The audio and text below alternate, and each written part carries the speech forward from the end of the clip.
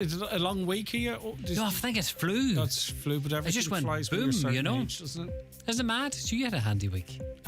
Well, it was handy enough, Yeah, it's good. But, Well, you need them handy weeks, don't you? But this week kind of flew. I don't know. It's just everybody. You're busy. I genuinely think when you get older, just every week flies. Isn't it? You know. Why is that? I don't know. The slow, progressive march towards death. Oh, I don't want to be too miserable. Oh, jeez, you're bringing me down now. Don't bring me down. Bring me up. Is that it? I don't know. Don't know, Kevin. What are you laughing in there for, Mr. Google? I don't know. Just go and throw up the mic, see what he's laughing at. I don't know what he's laughing at. Go and ask him. I'm a very serious newsreader, gentlemen. I'm sitting here waiting to do my job, very professional. All right, he really is a quite serious newsreader. He is, isn't he? All right, we have a good show. Are you performing tomorrow afternoon, Donald? Yes, Aviva Stadium tomorrow evening. Yeah. Huh? Aviva Stadium? It's the Aviva Stadium, yeah. No, you're talking about the ukulele orchestra thing. No. I won't be there actually in the Radisson because I'll be the Relay for Life Survivors Choir is going to the Aviva tomorrow to open up a Relay for Life event. Double national booked. Event. You literally at the status now where you get double booked between OBs and Stadia. So I have the choice between the Aviva Stadium and the Radisson in Letterkenny, and with all due respects to the Radisson, I'm going to the Aviva. Well, it's more John Bresson you've upset than the Radisson, I think, if the truth be told. I think John will get over it. Do you think? That's not. You be prepared. Be prepared. Good luck. Lee, what are you going to do for today? I'm going to the dentist. Oh, well, I need a dentist. Well, do you know? Can I get a dentist? How do you get a dentist? I need to go to the dentist. I said to Katie, right, I'm going to the dentist. I brought in my toothbrush, right? To brush my teeth before going to the dentist because I've got to get them cleaned. I really need to see a dentist. Why, what's wrong? What do you bother? I need a filling. Open up there and see what's in there. Nah. Go on ahead. There's teeth in there, but I need a filling. But how do you find a dentist? Sure, now. What do you mean? Well, what do you do? How do you go to a dentist? Book a dentist. There's loads of dentists. I thought you can't get a space with a dentist, no? Sure, I don't know. You just need to ring them up. Right. Somebody to get you sorted out. I'll bring in the pliers tomorrow. You see, the tooth I need filled is I did go to a dentist it was actually before lockdown, and on the way home the filling fell out. So I shouldn't really admit that, should I? You lost faith in the dentist. But if your dentist knows, I just want to chew on both sides of my mouth, Lee. Huh? I just want to chew on both sides. But you do a lot of talking too, you see. Good luck. Right. It is 9:02. Well, we found out about concerts, teeth, the whole lot. It's 9:02. Let's get a news update. Hi, Donald. Thank you, Greg. Good morning. Radical reform is now the only viable option for the Irish health system. That's the warning from the Irish Medical Organisation as it releases its pre-budget submission. Health Minister Stephen Donnelly is already under pressure for budget overruns despite continued pressures on services. The IMO's president, Dr. John Cannon, says Ireland has less beds in the hospital system now than it did 10 years ago. He says dramatic change is needed. But really what we're looking to do is just put Ireland on a footing with our OECD colleagues in terms of safe number of doctors, safe number of beds, and to provide safe and compassionate care. Now, that does mean that we do need to make a dramatic change, but it wouldn't be radical. It would be basically just bringing us what we can consider a functioning and safe healthcare service. It's been claimed we're returning to the days of drivers from Donegal filling up their cars in Northern Ireland. South Donegal TD Marion Harkin says some filling stations in the border region now face closure as drivers take their business elsewhere because of the high cost of fuel. The government is being urged to reintroduce measures in the upcoming budget to help motorists deal with the spiralling rise in petrol and diesel. Some forecourt operators are reporting a 25% drop in sales since price decreases in last year's budget began to be reversed. Deputy Harkin says the situation will get worse if the government doesn't act. We know that between now and the end of October, petrol prices will increase by about 7.5 cent a litre and diesel by 10 cent a litre. That means that the difference from one side of the border to the other will be between 11 and 14 cent per litre. What was to have been the biggest cruise ship ever to visit Killybegs will not now arrive this morning as a result of Storm Angus. The 326-metre Norwegian Getaway, which can carry 3,963 passengers and 1,646 crew at full capacity, has been rerouted as a result of the weather. It's hoped tomorrow's planned return of Norwegian Star will go ahead as planned. And Donegal County Council has been told a forum has been established through the local Community Development Committee with a view to coordinating public transport services in the county with the needs of the public, business and education. The issue was raised by Councillor Patrick McGowan, who told the meeting that at present Bus Éireann have effectively split the county in half and there's very little joined up thinking. He said the Stranraer base should be used to coordinate services, ensure a supply of reserve drivers and buses and ensure that bigger buses are brought in to meet Donegal's increased demand. A lot of the stuff can be sorted out in paper, mightn't take the investments and instead of bring us down single-decker buses that are not suitable, bring us the double-deckers, and we need to have a list of reserve drivers. A couple of things to get going. I do welcome response that there is groups within the county now under this LCDC. They're starting to look at this, but it's not something we want pushed into a committee. I never heard tell of it again. A mix of cloud and clear spells this morning, but staying dry apart from patches of drizzle. During the afternoon, a band of rain will move eastwards, heavy at times with a chance of thunder, breezy and blustery with a fresh and gusty southerly wind in top temperatures of 14 to 16 degrees Celsius. That's Highland Radio News. Back with news again at 10. In the meantime, regular updates on our website, highlandradio.com.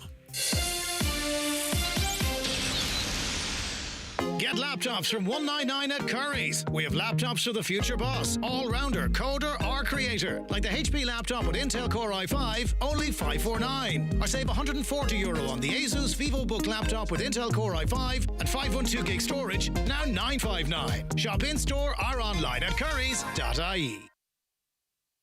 The county's #1 talk show, The 9 till Noon Show on Highland Radio. And now, it's time for the talk of the Northwest, The 9 till Noon Show with Greg Hughes on Highland Radio. Hello, good morning to you. 6 minutes past 9, Thursday the 28th of September. You're very welcome along to another edition of The 9 till Noon Show. It's Thursday's show, and we've the usual mix coming up for you, keeping you across all the big stories of the day, items of interest to your community and yourself, and we want you involved in that conversation. As you know, if you want to give us a call and let us know what you think, 07491 25000. If you're in Derry, Strabane or elsewhere outside the Republic, 00353 7491 25000.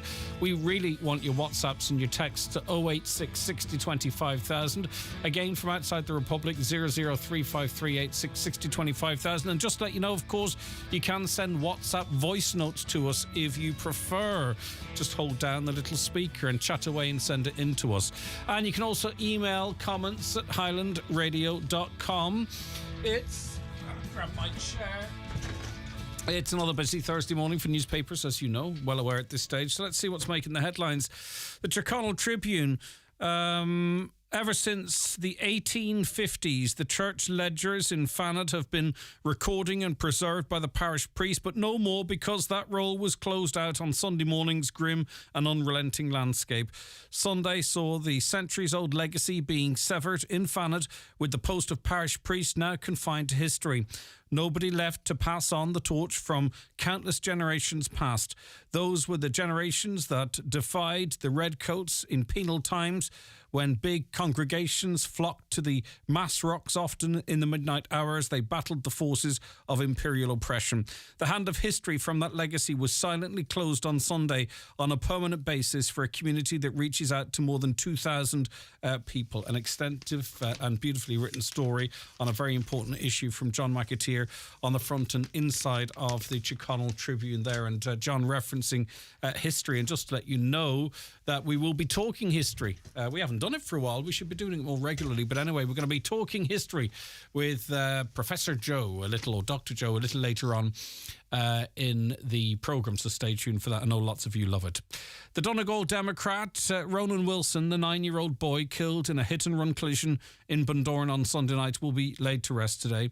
The funeral of the young schoolboy will take place at St Mary's Church, Dunamore, County Tyrone at 12 noon, as floral tributes and teddy bears poignantly mark the spot in Bundoran where the budding Gaelic footballer was tragically killed. A fundraiser has been set up to support his heartbroken family, and it's just unimaginable that things can change for people. We know it because we've experienced it, lots of it, but not like this. I think if you lose a child or you're predeceased by your children, obviously it takes on we're just not humanly conditioned to deal with it, and it's very, very tough, and we know that all too well, unfortunately. But just to go from having fun in Bundoran, a wonderful day out, and then a couple of days later you're standing in a church at a funeral of the thing that's most important to you, it's just beggars belief. So all we can do is, if it's possible, to send love and strength to that family and the young boy's friends on what is just literally unimaginable. And we really, if you pray for them, because they need all the prayers that are going. The Derry People Donegal News this morning. as the community of Creeslough prepares to mark the first anniversary of the devastating tragedy in the town. Plans are underway to hold a private memorial service at the site of the former filling station, shop and apartment complex. Saturday, October 7th, will mark the first anniversary of the Creeslough explosion, which claimed the lives of 10 people, including 2 young children. Creeslough curate Father John Joe Duffy confirmed to the Donegal News this week that the private service will take place at 3 p.m. on Saturday, October 7th. And we on this show are going to also respect that privacy on the day, of course. And in the days leading up to it, we will be having a conversation about that awful tragedy, so recent as well, that changed so many lives and cost so many lives, but changed so many lives forever. But as the anniversary approaches, we are going to be giving the local community the space and the respect that they deserve on this programme. The Derry News this morning: relatives of a Derry teenager shot and killed by a British soldier over 50 years ago have urged the Public Prosecution Service to think hard about what it was doing to victims' families. The soldier accused of shooting Daniel Hegarty passed away last week, leaving the Hegarty family in legal limbo. Daniel was 15 at the time. He was shot twice in the head at an army patrol in the Cregan area during Operation Motorman. Following the revelation of the death of Soldier B, the family said they've now been denied justice. Speaking to the Derry News on Wednesday, Daniel's sister Margaret said they, the PPS, are part of this and they denied us justice, and they can word it whatever way they want in the media. They can wrap it up in a bow, but they know that they've done it from the day Daniel was murdered. On to the Irish Independent now. These are the Nationals, of course, and speculation as to what will be contained or not contained in the budget for 2024, which will be announced next year, continues. Businesses affected by the refugee crisis, and I picked this one out because there's quite a number of areas of Donegal that this will be relevant to, potentially. Businesses affected by the refugee crisis sparked by the Russian invasion of Ukraine may be in line for a package of supports under Budget 2024 negotiations. Fine Gael backbenchers are pushing for assistance for businesses in areas where hotel accommodation is now being used to house refugees or asylum seekers. A spokesperson for Enterprise Minister Simon Coveney described the proposal as an excellent suggestion and said he was listening to his party colleagues. There are significant energy-related supports for all businesses under the Temporary Business Energy Support Scheme, but discussions on Budget 24 are advancing, and Minister Coveney is listening to his Fine Gael colleagues and their excellent suggestions for further business supports. How that would work and how extensive they might be and how you would demonstrate a loss in business sounds to me like a scheme might be announced, but it might be hard to access. I spoke to a couple of business owners who found the electricity or the energy scheme too much hassle than it was worth. Now, I'm really open to correction, and maybe it's been refined since, but if they are going to introduce something or measures, it has to be easily acceptable or accessible, is the word I was looking for there. On to the Irish Times now, and they've given front page dominance to another political poll. This is polling a number of people to determine what parties are rocking their world and those that aren't. It's got a accuracy of plus or minus 2.8%, and it shows that Sinn Féin has extended its lead over its rivals and remains on course to be comfortably the largest party in the next Dáil, according to the latest Irish Times Ipsos opinion poll. And it is quite interesting, and don't jump on me for saying this, okay, but it is quite interesting that relatively quiet on certain issues, I would suggest. Not hearing lots of stuff about lots of different things. Obviously, we know Pearse Doherty is very vocal in the Dáil and what have you, but I mean, there's no massive things there, no massive issues that I can put a finger on at the moment. And so, in other words, in opposition, you can sit relatively quietly and your popularity can grow. So Sinn Féin on 34%, that's +3. Fianna Fáil on 20%, -1. Fine Gael 18%, unchanged. The Green Party at 3%. They're down 1. Labour Party down 1. Social Democrats down 3. And Independent Others up 3. So that includes Aontú, by the way. I don't know why they're grouping Aontú and People Before Profit in with independents, but anyway, that's what they're doing. That being said, Fine Gael and Fianna Fáil add up their totals, 41%. So the government, Not that that's necessarily how it works, but the government's still 7 points clear of Sinn Féin. Well, with 18 months at most to go before the next general election, Sinn Féin now leads Fianna Fáil by 14 points, Fine Gael by 16, after today's poll shows the party recovering from a fall-off in support seen during the first half of the year. Now, again, it's fantastic that she's back in the spotlight and fully recovered. This covers a period where Mary Luke MacDonald was actually convalescing from a major operation. So it just goes to show what influences these. I'm not saying that influenced it, but how the whole system works. Okay, the Irish Daily Mail this morning: a revolt by Garda Gardaí against Garda Commissioner Drew Harris is set to escalate, with members threatening to strike over his plans to revert to the old working roster. Gardaí say they will withdraw overtime on October 10th, the day of the budget, which is really quite interesting, because you can imagine that will be the next day. We're likely to see quite a big protest outside the Dáil.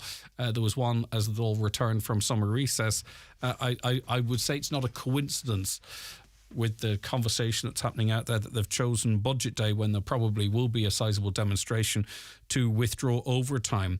And also they're going to withdraw overtime on Halloween before up to 11,000 members of the force go on an all-out strike on November 10th. In a major development last night, just a fortnight after a vote of no confidence in the commissioner, members of An Garda Síochána said they'll ignore the order to return to their old rotas in November and continue in their current timetables, even if this results in severe disciplinary action. And they have not ruled out a Drew flu. We're familiar with blue flu, but obviously now it's the Drew flu. And that, again, makes it even more personal between rank and file and the Garda Commissioner. The Irish Farmers Journal: a massive €400 per head beef price gap has opened up between Ireland and Britain. This equates to an 8,000 difference for a farmer killing 20 bullocks at an average carcass weight of 380 kilograms. Based on the weekly prime cattle kill, the price gap means Irish farmers are missing out on €5 million per week. The €400 head gap has widened from €72 a head in March 2023. The latest board BIA figures show that the UK buyers have moved to take full advantage of the lagging Irish beef price. On to the Daily Star today. Colombia's biggest and most dangerous drugs cartel was behind the 2.2-ton haul of cocaine valued at 157 that was seized off the west coast by the Army Ranger Wing, investigators believe. Sources have told the Star that Gardaí suspect the notorious Clan de Golfo owned the seized cocaine, which would have been worth as much as €500 million on the streets, because they cut it, don't they? And the papers also established that the Kinahan cartel are now being investigated as possible clients in Ireland for a portion of the massive shipment, most of which was destined for Britain and Europe. But some crime correspondents playing that down, with the Kinahans based in Dubai now and much of their army over here in prison. And then there's some confusion as to how this shipment is being described. It's the largest ever in terms of weight, but it's not the largest ever in terms of value. There was one a number of years ago that was lighter in weight, but because the price of cocaine has come down, which is ridiculous, isn't it? But because the price of cocaine has come down, it's not the largest financial seizure, but in terms of weight, it certainly is. A bar worker stole €1,330 from a nightclub and stuffed the cash into her underwear. This is the Irish Daily Mirror.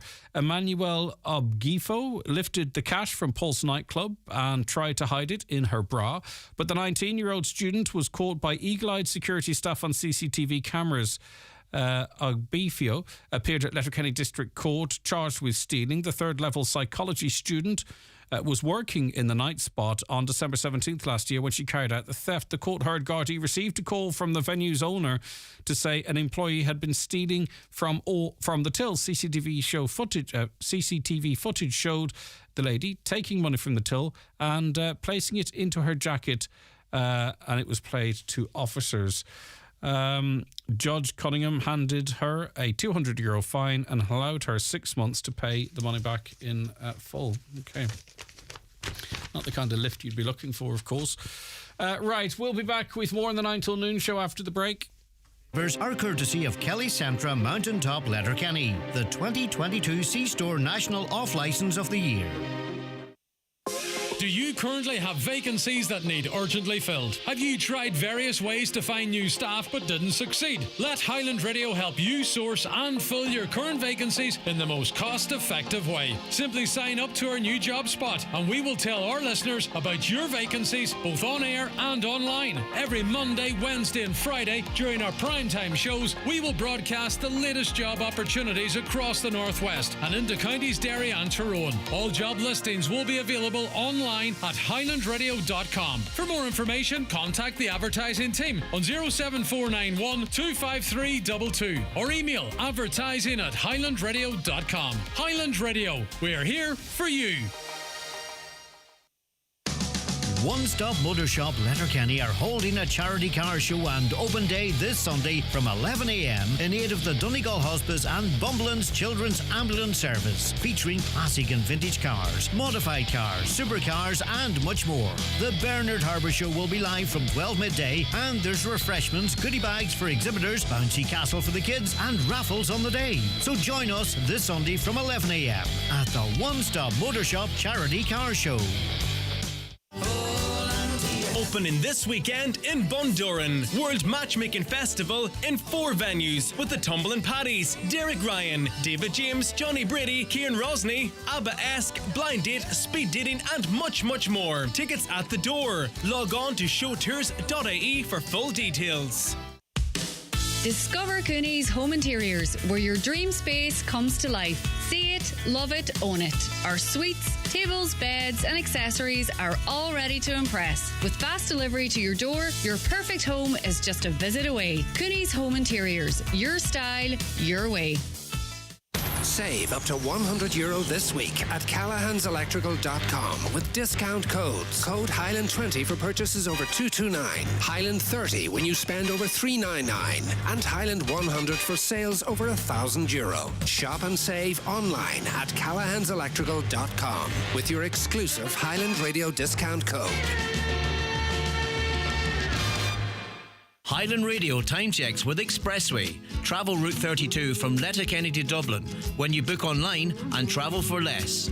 Expressway, bringing you the time at... Okay, 22 minutes past 9. Independent Councillor Nicholas Crossan joins us on the programme now. Good morning, Nicholas. Thank you Good morning, for Greg. chatting to us. Okay. Right, Thanks. You've made an observation, haven't you, when visiting the local hospital, which you believe, do you, that it might be contributing to problems? Yeah, I just had a routine check myself last Wednesday, I think it was, at an outpatient clinic in Letterkenny Hospital for 11 o'clock in the morning. So I left, went up, parked the car, and went in at about 10 to 11, trying to be in good time and all like that because I was expecting a queue. And I was the only patient in that particular outpatient. So the guy says, okay, take a seat there. But I said, God, is it normally this quiet? He says, no, we had nobody in before you this morning. So he said, as they call them, no-shows. And I said, oh, my God, you know. So this was at 11. And it was very frustrating for the workers there. And it was ironic that this week I got 2 representations from people looking to get on lists that couldn't even get on the list. And I was saying, my God, if you have all the no-shows and people waiting to get on, you know, could there not be, a meeting of the minds here? Mm-hmm. If you can't, and I'm not saying that people don't turn up just for the sake of don't turn up. There's 1,001 reasons why somebody can't make an appointment at Letterkenny or the HSE. But an awful lot of these people are not telling. You know, if something may come up the day before and you can't make an appointment, phone up and cancel your appointment. There are people ready to go within a few hours that can make Letterkenny Hospital make appointments. But there's a couple of things going on here, though, Nicholas, isn't there? I mean, obviously, look, there's going to be people that don't show up, but a problem we don't really know the extent of is the organisation of the booking system. For an example, I speak to people often on this show and off air who rang up to cancel an appointment, but the appointment wasn't cancelled, or who say they got a letter to say they didn't turn up for an appointment when they never got a letter telling them there was an appointment. We still, for some reason, as far as I'm aware, don't have a text system where someone's texted the day before and says, will you be able to attend your appointment tomorrow? And you text back Y or N. You know, like, until we sort of, I get what you're saying, and it's inevitable that some people go, actually, you know what, I don't feel too bad, I'm not going. Yeah. But the whole system needs to be audited so that we can find out how much of it is people simply not turning up, how much of it is people not getting letters, and how much is it us not having a system whereby we can sort of validate whether or not someone's going to turn up. A simple text message. I can empathise with all the points that you're making, Greg, because I think my letter about 2 or 3 weeks in advance. And sometimes I went back a couple of times just to make sure to check the day, to check the time, because you think, oh God, I'll remember that. But then you go back, and I know people can forget, and people mightn't get appointments. But what I'm basically talking about is, if you got an appointment to go to Letterkenny Hospital next Tuesday, and you can't, you know on Monday you can't make it, just asking those people to phone in and say, look, I cannot make my appointment next week. Can you make it available? Because I asked them what happens. So if there's a no-show, that person is rescheduled. So that means that is an extra person on the waiting list rather than being seen. And that is adding to a waiting list. Now, the primary care in Buncrana is not running at 100% yet. But when that is up and running, and I'm trying to find out what capacity we're at, when that's up running at 100%, that should, if some person's out playing a bit of football or sprains their ankle or suspected broken toe, they can go in there and get an X-ray that will take the pressure off Letterkenny Hospital as well. That's why that is primary care working at its best, and that's why it's set up. So all these factors together. I know that, look, there's people just, and it was ironic, as I said, that there's 2 people contacted me since last Wednesday asking could they see any, try and find out about an appointment. I heard you on yesterday with the HSE, and I'm no way on to defend the HSE or Letterkenny Hospital or anything like that, but I'm just only saying, with cooperation across the board, that we might help to reduce the housing lists. Yeah. Listen, I mean, it's a decent shout, isn't it? The more we can do, the better. And I think if the HSE, in terms of their organisation, met us halfway, we could get some way to alleviating a lot of these gaps. You know, these appointments that we want people in there, don't we, Nicholas? Because, as you say, there's lots of people that would turn up at the drop of a hat if they were able to. There are people waiting for serious appointments. Mine wasn't a serious appointment. There's a routine checkup I was going up for. But what I'm saying is, somebody who's waiting a month or 6 weeks or whatever the case may be on an appointment, that is a long, long time sitting in the house wondering what's going to happen. So what I'm saying is, if somebody that say, oh God, I can't make that appointment next week, phone them and tell them, there's a phone there. No, if you can't make the appointment, please phone us.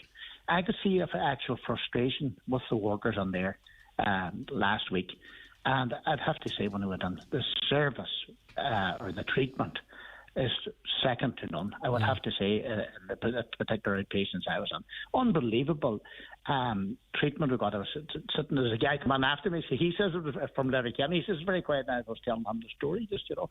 So I would love to see these places running at capacity. We have the equipment there, the staff is there to work around the clock, for that matter, to get we're not going to work down around the clock to get, but in my opinion, we should be doing actually more hours, maybe 2 shifts, to get the waiting list down, because it is critical that people waiting at home have to be seen by a doctor or a consultant to tell them where they're at, because there's nothing worse than sitting at home worrying of what might or might not be happening. So the quicker we get people into outpatients or into Letterkenny Hospital to be seen by consultants, the better for everybody. Yeah. And you know, you talk about us being a little bit forgetful about appointments and all that type of stuff. We never really forget to say turn up for a flight. You know. No. Do you know what I mean? No, they're handy enough. Maybe it's because we pay for that. Yeah, well. Look, I'm not saying that. Look, there's bad transport for many links throughout the whole of Donegal to Letterkenny. When you get to Letterkenny, you may have to get a taxi. Not everybody has a car. I can appreciate that. There's 1,001 reasons why you can't make an appointment.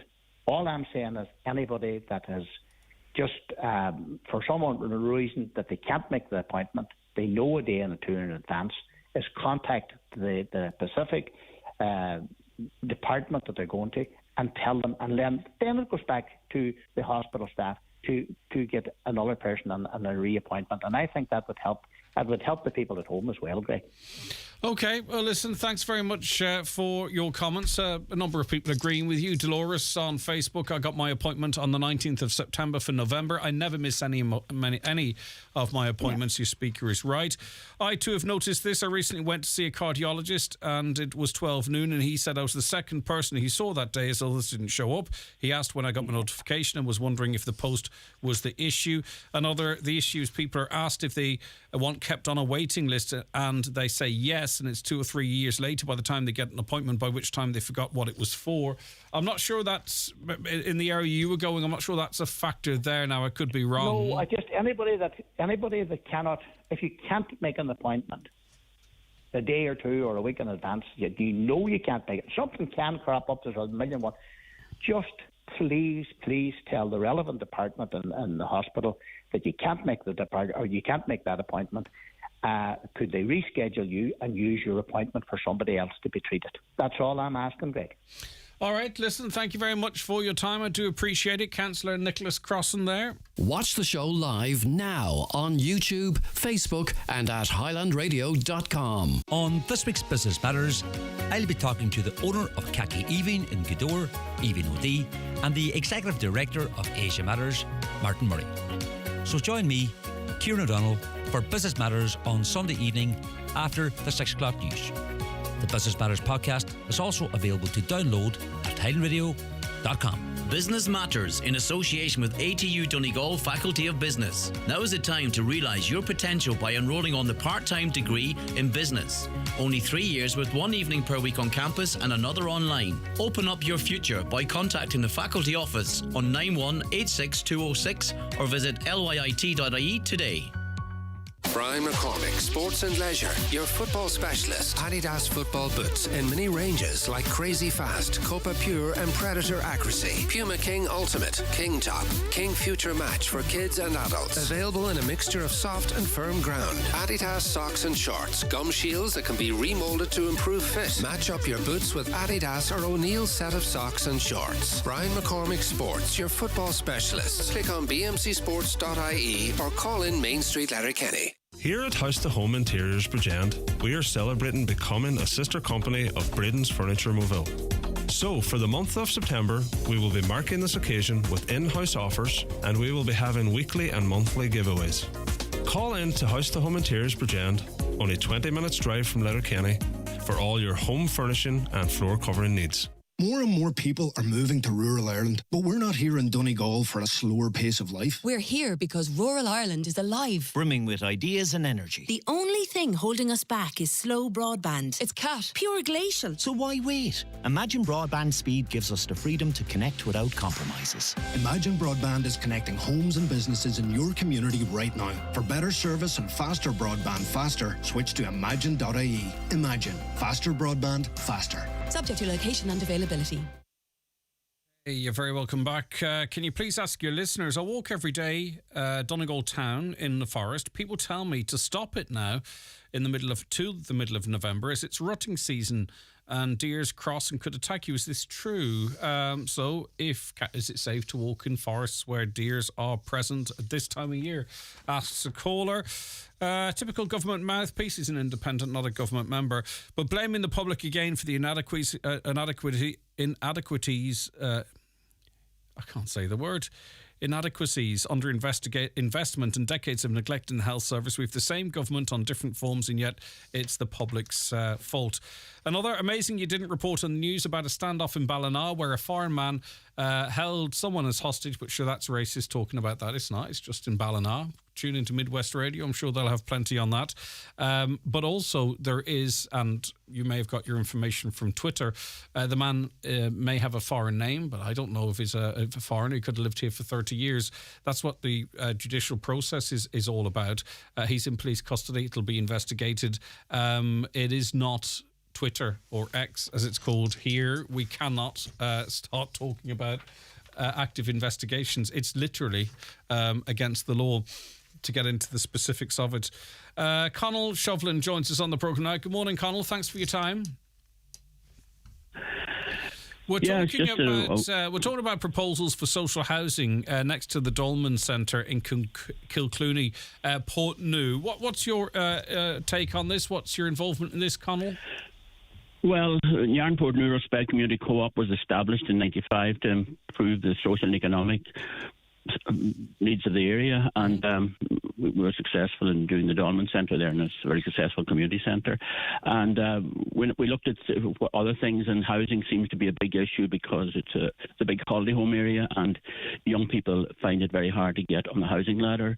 And we looked at the structure of the population, and we found that in '93 there was 142 at the school, and now there's just over 60. So younger people obviously would find it impossible to build a house. The house is costing maybe 300,000, and the interest rates are higher, and so the structure of the state is that they can borrow money maybe at 1.5%. And as Seamus Coffey said over at the McGill Summer School, he's a sort of distinguished economist there from Cork University, but he's on the media a lot. He says it's an absolute great investment for the government to build houses because they're going up in value, and all the labour and the materials and the money is kept in the local economy, and we just need young people. But we're looking at housing, we're trying to get it right, and we're looking for all aspects because we only get one chance at this, and this project will be here long after I'm gone. It'll last 60 or 70 years, a number of generations, but to get it right for all age groups.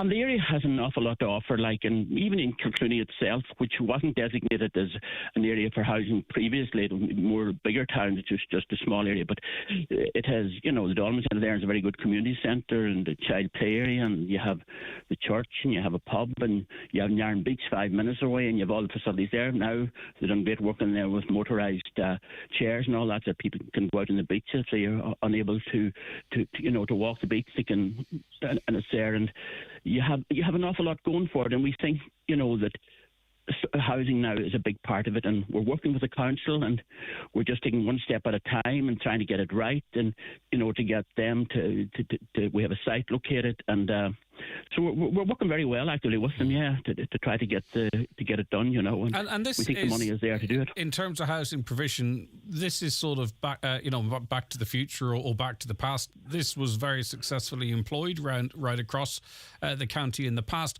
and often when we talk about what's happening in certain areas, it can feel a little bit anecdotal. But as you said, in 1993, 140 children in the local national school. Now there is just 62. Now, maybe the reproduction rate has dropped a little between then and now. I don't know. But it is a very strong indicator as to the future. Yeah, and somebody, how quick time goes on. You mentioned it there earlier on. Yeah. Somebody in 14 now, in 10 years, they're 24 and they might have a family. And these, people can work from home now, but we need young people in the area. But we also are looking at, it's a great area for people maybe that would have special needs, and an all-integrated housing structure for elderly, just getting it right and having something there for everybody, having a nice sort of a friendly village concept, and that there's something to do all the time, that there's an occupation, that you can go to Yarn Beach 5 minutes away, you can go into the Dolman Centre. And I think the great thing about a place like the Dolman Centre, you don't have to go in there looking for any, or you don't have to go in for an air, and you can just go in there, Yeah.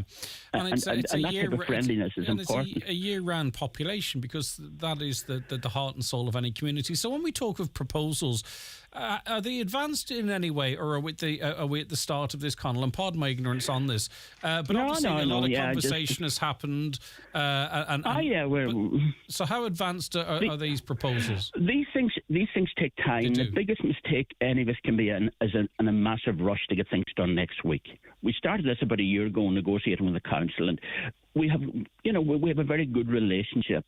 And then we had to see the number of people maybe that would be interested in housing in the area, and what would be their needs in the housing of these people. And then we had to look at a site, and because we want to be near the Dolman Centre, we want to be close to, that people can walk there, that there's that village thing, and that we often hear of places, in Dublin, I've been to Dublin and community meetings, and they said they built all the housing and they had no community facilities, But so we have that first, and it's so the council, and we have the site located. So now we're working with the council now, just and trying to bring it to the next stage. And we talked to the planning people to get everything, to bring everybody. It's cooperation all the way and working together. But it'll take a bit of time. But the main thing is that we get it right. To this as well too. Like, I would say there are older people in the area, empty nesters, or people struggling to heat a 3 or 4 bedroomed house that might actually prefer to live in this type of accommodation. I'm not saying they're all small houses, don't get me wrong, but where there is a bit of a hub, which would then theoretically free up larger houses for younger families. Is that the type of way we need to be thinking about this as well? Yeah, and that's the thing is that's going to happen anyway, and elderly people. Really reaching that stage myself, since I went on Highland Radio over 30 years ago, time eats you up, but it's important to have older people and people with special needs, and have younger people, to have all the people sort of. And then, in some way or other, they all work together and they are also supportive of each other without necessarily putting structures in place. The way back that had the Mahel concept of people coming to build the haystack in October, all the neighbours gather to help. People sort of, without having regulations in place, they just tend to, to look after each other. And if you have a place like that, one person kind of looks after the other, and you have young people and you have older people, and you have people with special needs. You still see pockets of that, pockets of communities that still just are just managing to retain that type of community, but by the skin of their teeth, and it's wonderful when you see it. Yeah. And it is, for the future, it's probably the only way, because a lot of the rest of the things, they haven't worked out that well, even though they're regarded as hugely progressive, because we are a community of people and we kind of need each other, one way or the other. Like, it's community, and one is supporting the other, and people get a lot of enjoyment out of that, and they get happiness out of it, of that, rather than just base the whole thing on a monetary value. But it's just that these young people cannot get a house, and as I say, it's a great investment for the state. Yeah, and there's no hope. Young people feel there's no hope, and that's why we're because we have ways of gauging our success or securing our future. Home ownership, for right or wrong, is one of the ways we measure that here, and a lot of younger people, younger couples, feel that they can't do that here. Now, whether that's an absolute reality or a perception, I presume it's mostly a reality, but unless we start reversing things like that, we are going to continue to see a depopulation, particularly of rural areas. Dublin's population is booming because people are being driven towards services and what have you. But go ahead, Connell. And as Seamus Coffey said, the McGill Summer School, this is hugely advantageous for the government because all the money stays in the country. It is different if money's invested abroad, the builders, the materials, and then you have an asset that's increasing in value for the state, and then you have a home for people, and then you have the social fabric improved greatly. And because young people can't pay 5% interest, and my generation gained on inflation when houses were built maybe for 20,000, and they're increased then to 200. But that's not going to happen in the future. So there's not a hope of young people, and we need these young people greatly. And if we haven't the young people to have these supports available to them at a localised community level, and I think it can be done in a lot of places throughout Donegal and throughout the country.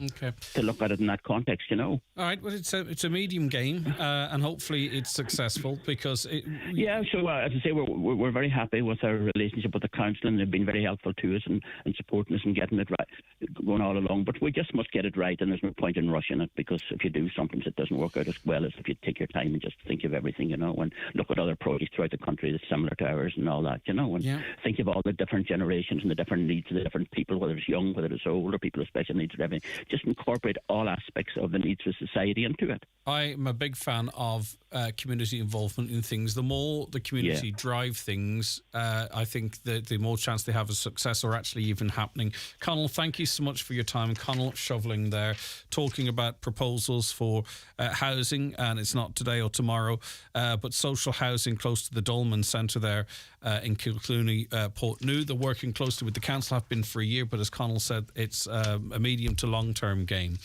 A caller says she was due for treatment in Sligo for MS, but it was cancelled due to a COVID outbreak on the ward. She's wondering if this is something that is still happening in hospitals generally. I think there's been a particular issue in Sligo recently. I actually believe there's a mask mandate back at Sligo University Hospital because of because of COVID and I suppose other conditions on wards there. Good morning, Greg. The health service is $1 billion in overspend. Our government have $1 billion and probably more left from the last budget, but instead of plugging that gap, they want to spend $1 billion of our money and they've left it over on housing refugees before health. They've got plenty of money. But up until now, we throw money at problems. I don't think significantly more money has been put into the health service. Have you seen the results of that? Do you feel that, and it's your money, by the way, because your tax is your tax. Do you feel that the money being spent has been spent in a way whereby you're getting a return for that? Like there's $1 billion shortfall in the health service. Would you be confident that if that €1 billion shortfall was plugged, that you would see a benefit to that? Honestly, now, I'm asking you that question honestly. I know the point you're making as it relates to housing, but it's not like there is not more money there. But do you really feel that if another $1 billion was put into the health service, that it would improve the health service? Honest answers only to 086 60 25,000. Does anyone know if Accident and Emergency Department in Letterkenny is very busy this morning? It generally is very busy, but if anyone is down there, let us know what it's like. An interesting thought as we move towards electric vehicles. How is the world of rallying going to operate? I can't see any great speed or timings happening with one of these cars. Well, electric cars, the new Teslas will outperform a Bugatti.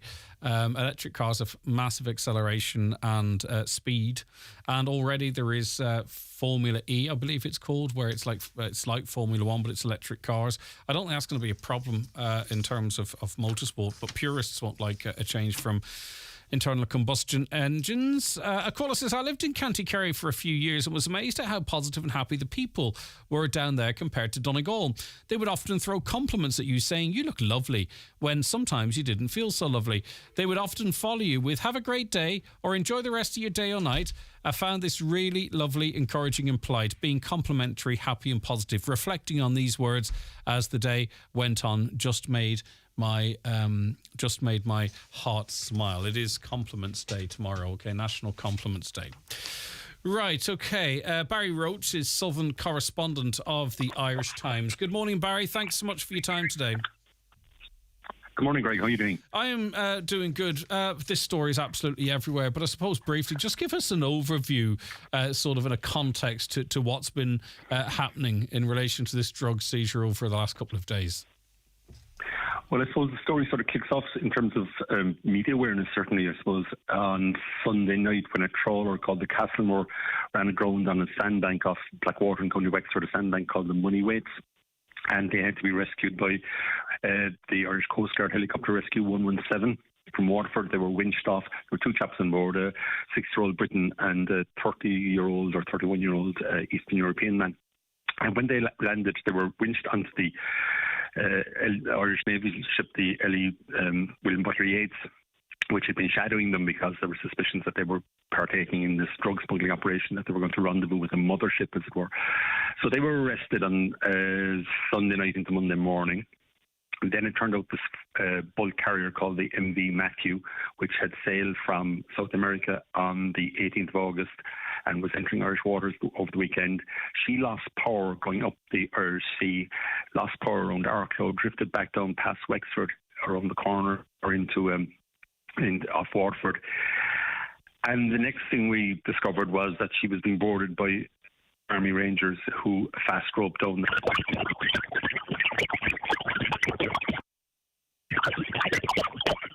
Okay, unfortunately that line has just completely gone. Yeah, it's not going to return either. So I don't know, can you take that line back out there, Caroline, and restore it?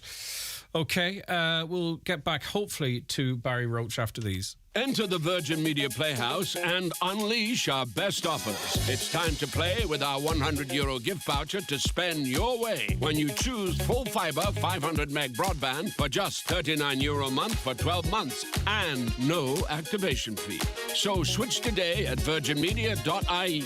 Virgin Media. It's playtime. T's and C's apply. See virginmedia.ie. Subject to location and availability. New customers only. 12-month contract. 500 meg broadband. €70 thereafter. Ends October 11th, 2023. Dairy. Do you need a UK address? Save hundreds of euros on custom charges shopping online with Space Hub Dairy. We provide a full virtual office address mailbox service for all your business and personal use. Save your business hundreds, possibly thousands on custom charges with Space Hub Dairy. Call 048 7187 8077 for more details. Your specialty is quality tiles, bathroom suites and wooden floors. Who has the best range of tiles in Donegal? Crawford Tiles. The best wood flooring? Crawford Tiles. The best bathroom suites? Crawford Tiles. 5-day bathroom refits? Crawford Tiles. And who's been tampering with my questions? That'd be me. Crawford Tiles, Castlefin. That'd be them. 07491 43942.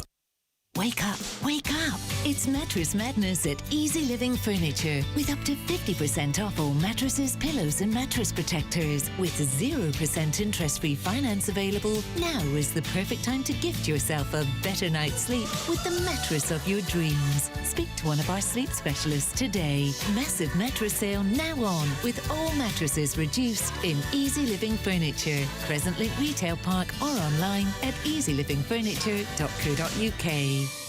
Important notice for Donegal commercial ratepayers. A revaluation of County Donegal is underway. By now you should have received your valuation certificate from Tailteann Éireann. Staff from Tailteann Éireann will be available to answer any queries you may have regarding the revaluation process at various locations in Donegal from Monday, 2nd of October. For further details about dates and locations, go to our website tailteann.ie or contact the valuation team on 01 584 6753.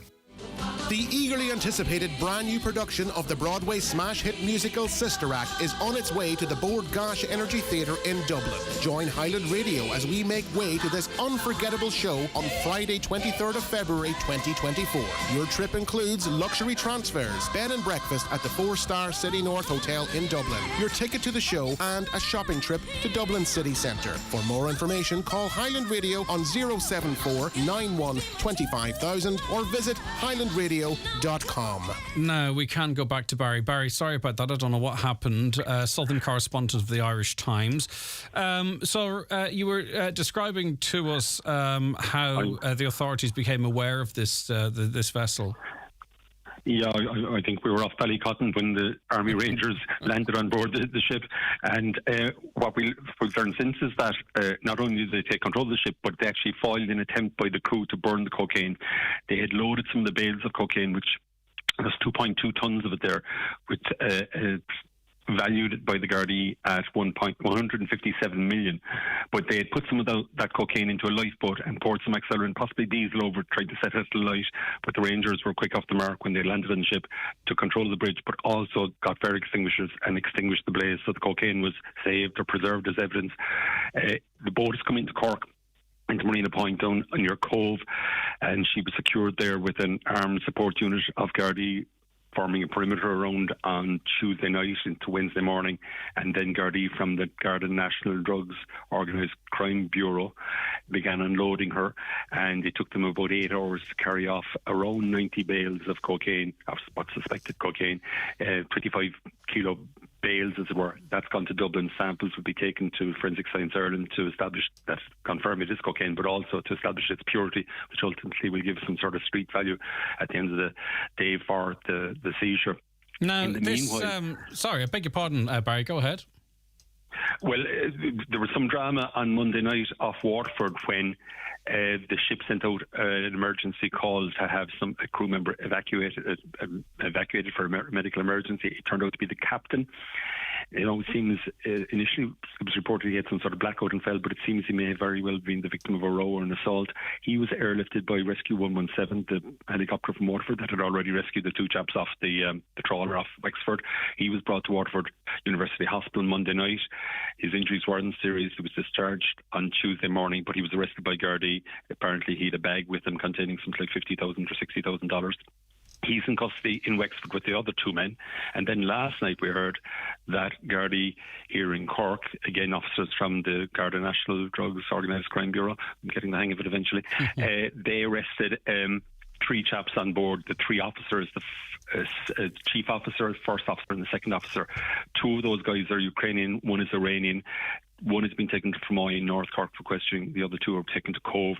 They're all being detained under Section 50 of the Criminal Justice Act, which, as I understand it, allows Gardaí to hold suspects up for up to 7 days. So they have time with all 6 suspects now, as it were. But the 3 guys who were arrested yesterday or last night, even though they have some English, Gardaí feel it would be better that they be assisted with interpreters so that there's no ambiguity about their responses when they're questioned about the drug seizure. So they're being questioned today with the aid of interpreters, Ukrainian and Iranian speakers. So that's where we're at the moment. The ship is still impounded. There's a major search being carried out by Gardaí and rummage teams from the Customs Office of Revenue and Customs who are experienced in searching. It's a big ship. It's 189 metres, about twice the size of a rugby pitch. It has a carrying capacity of 64,000 tonnes, so they'll be searching the holes, but also there's a chance that perhaps something was concealed under the holes in these double-barrel buoyancy tanks, so they may very well have to use cutting equipment to go down there to see whether there's more cocaine or contraband stored there. So, and Barry, as it stands, and there's a bit of confusion amongst the public, as it stands, this is the biggest haul of drugs in terms of weight, but obviously the price of cocaine must have dropped because we've had similar large hauls, but not quite as big, of greater value. Yeah, it's a bit confusing in the sense that, I mean, we've had a lot of them down here in Cork. We've had Lucky Day, Lucky Day was the ribbon in Dunlock Bay. Right, yeah. That was 440 million. Mackay Bella was 290, Dances with Waves of 500. But those valuations are based on the street value. The actual quantities, which is probably a more accurate way of ascertaining which is the largest, are somewhat smaller in those cases. So this is the largest by volume, and I presume when they actually do a test on purity that they will be able to I'll tell you here now what the actual volumes of those previous ones were. Almost 600 Ks in Seamus back in 96 kg, sorry. Jameis was 320 kgs. Posidonius, that's cannabis, so slightly different. 1.5 tons in Dunlock Bay of cocaine in July 2007. 1.9 tons of cocaine on Dances with Waves in November 2008, and then 1 ton of cocaine in September 2014 on Mackay Bella. So in terms of volume, this seizure is the biggest. It's 2.2 tons, so it's bigger than any of those. But it's just that the value that Gardaí put it on at the moment is 157 million. But when they do tests and determine the purity and the level of mixing agent you can put into it, that will probably mean it has a street value possibly 500 million or so. So it will work out to be the highest in that regard as well. But at the moment, probably the most accurate measure of comparing them is the actual tonnage, and this is the biggest tonnage-wise. Yeah, remarkable stuff. Barry, thank you so much for your time. Sorry about the interruption. Barry Roach there, Southern correspondent of the Irish Times. And of course, whilst we do know that cocaine use is very high in Ireland, this was not destined for the Irish market. Certainly some of it may well have been, but would have been found its way to many, many countries across Europe and beyond, even perhaps, who's to say. All right, okay. Thank you very much indeed for your company for the first hour. We're going to be back with you after we take a break for the news and obituary notices. Don't go anywhere. Do you need a little extra help staying in your home? At Bluebird Care, we offer a wide variety of QMark-approved personalised home care services across Donegal. And our fully trained and committed staff will always meet your care needs with kindness, compassion and dignity. To get your personal home care assessment plan, visit bluebirdcare.ie or call our care team today on 07491 29562 and bring care home. Hi, Paddy here at Shane Conley Cars in Donegal Town. Are you looking to upgrade your car? With Shane Conley Cars, you'll find makes and models for every budget. Great finance options, and we also accept trade-ins. Check out ShaneConleyCars.com or call in to us at Shane Conley Cars from Lonagher Road, Donegal Town. Beef farmers losing out on €5 million a week. For more in your Farmer's Journal, here's Paul Mooney. Gulf between Irish and British beef prices widens to €400 per head. Tams delays hit farm building works. What the Dawn takeover of Kildare Chilling means for sheep farmers. Latest on falling feed and fertiliser prices? Plus what you need to know about giving a sight to your child and Fair Deal scheme changes. All inside this week's Irish Farmers Journal. You cannot afford to miss it. The Olive Grove Pizzeria is now open at the new Smokes and Grills in Letterkenny, serving freshly made, mouth-watering pizzas every Wednesday to Sunday from 1. Due to demand, the opening offer of a 12-inch pepperoni pizza for just $7.50 is extended until the end of October. Available to sit in or take away. The Olive Grove Pizzeria at Smokes and Grills in Riverside Retail Park, Letterkenny. Call 911-13333 or see Smokes and Grills on Facebook. Welcome to the Donegal Lost and Found Sounds, brought to you by Specsavers Hearing Experts, who are helping the community rediscover the joy of ordinary sounds. Peter in Ballybuffet writes to say he smiles every time he listens to the sound of his kettle boiling for his morning cup of tea. And in other great news, Catherine in Milford has rediscovered the sound of popcorn popping, just in time to watch her favourite films. Whatever sounds you've lost, Specsavers Hearing Experts could help find them again. Book a free hearing test today at your local Specsavers. Live, on air, online and on the Highland Radio app. This is Highland Radio News. Good morning, it's 10 o'clock. Donal Kavanagh at the news desk. Radical reform is now the only viable option for the Irish health system. That's the warning from the Irish Medical Organisation, which has just released its pre-budget submission. Health Minister Stephen Donnelly is already under pressure with budget overruns despite continued pressure on services. IMO President Dr. John Cannon says Ireland has less beds in the hospital system now than it did 10 years ago. He says dramatic change is necessary. It was just put Ireland on the footing with our OECD colleagues in terms of safe number of doctors, safe number of beds, and to provide safe and compassionate care. Now, that does mean that we do need to make a dramatic change, but it wouldn't be radical, and it would be basically just bringing us what we can consider a functioning and safe healthcare service. Filling stations in the border region face closure as drivers take their business elsewhere because of the high costs of fuel. That's according to South Donegal TD Marion Harkin. She says the government must introduce measures in the upcoming budget to help motorists deal with the spiralling price rises in petrol and diesel. Some forecourt operators, she said, are now reporting a 25% drop in sales since decreases in last year's budget were reversed.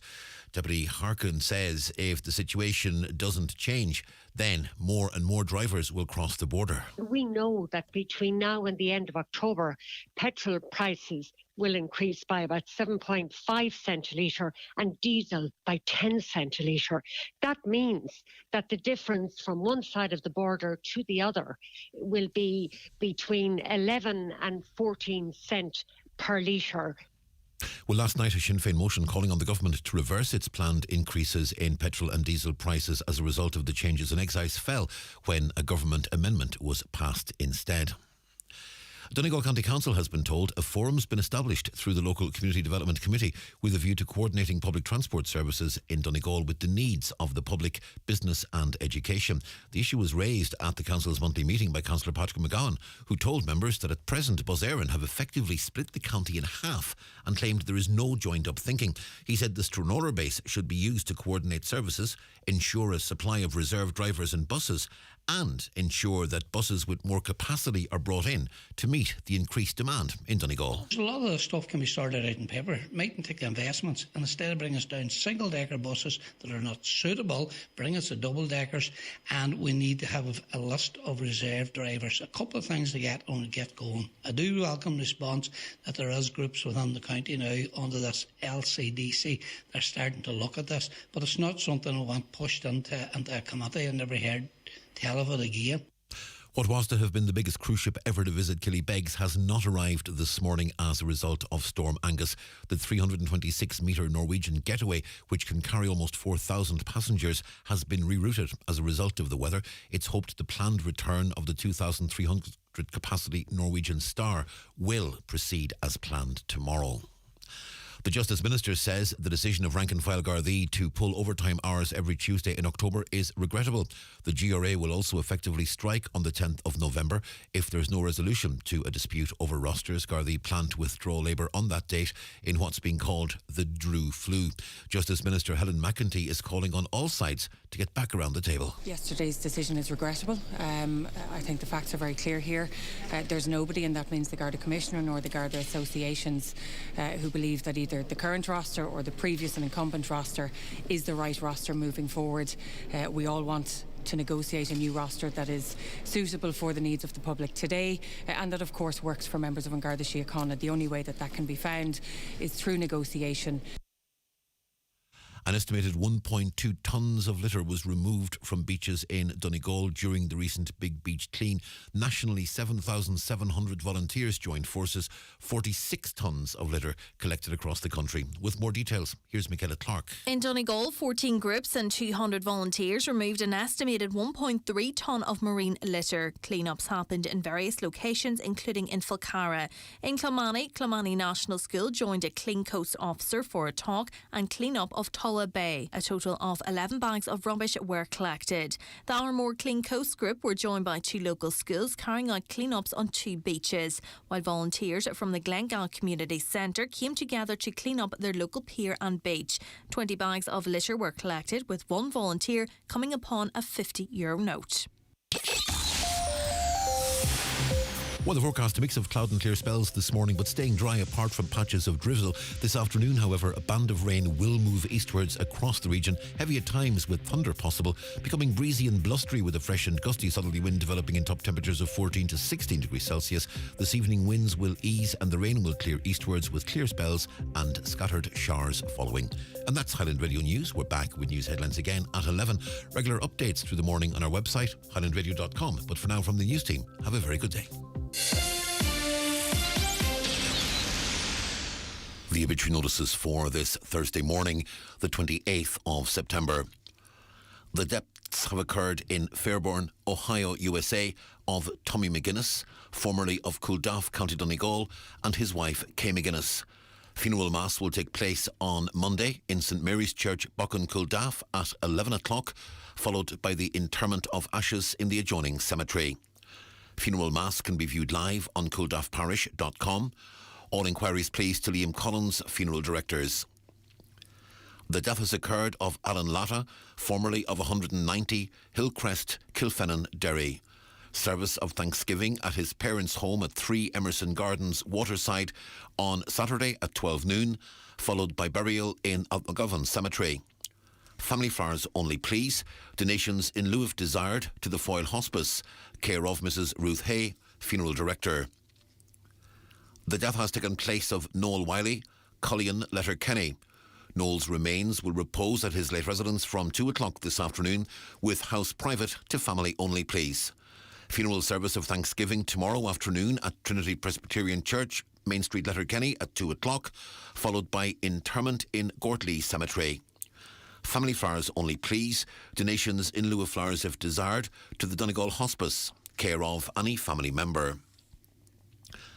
The death has occurred of Patricia Patsy Gallagher, Glenna Mountain Top, Letterkenny, reposing at her nephew Brian Gallagher's home, which is private to family and friends only please.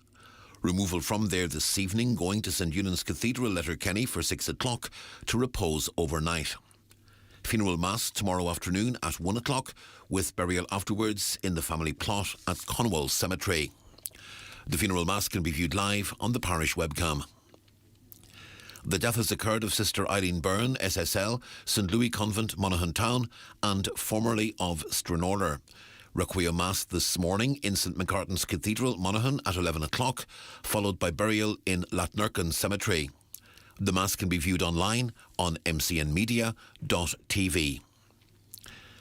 And the death has taken place of Mary Gillespie, Moira Wiley, Nae McFadden, Coshcladdy Bunbeg, originally of Glenthornan, Dunlewy. Her remains will repose at her home today from 11 a.m. till 9 p.m, with rosary at 8. Funeral Mass tomorrow morning at 11 in St Mary's Church, Derrybeg, with interment afterwards in Maharagallan Cemetery. The funeral mass can be viewed live on Kieran Rorty Funeral Director's Facebook page. House private please from 9 o'clock tonight and before the funeral tomorrow. For more details regarding wakes and funerals, please go to highlandradio.com.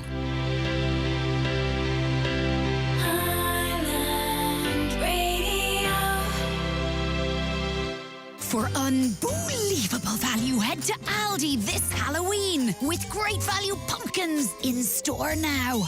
Children's Halloween costumes only $6.99 in store 1st of October. Spooktacular snacks and tasty treats from 79cents and devilish Halloween decorations from $1.99 in store the 1st of October. So if you want to conjure up something really wicked, it's got to be Aldi, Ireland's most reputable supermarket. The county's #1 talk show, the 9 till noon show on Highland Radio. Welcome back to the programme. We're into the second hour of the show. A caller says, tell Greg there is a text system, but patients need to agree to sign up to it. The amount of people that don't turn up for appointments is crazy. People say they don't get appointment letters, but finally they get the letters to say they didn't turn up and then are removed from the list. Okay, thank you for that. Every day's a learning day. I appreciate it. Hi, Greg. Was heading out the door yesterday and I heard you say TD's raised. Just to add that it was 109,000, not €109.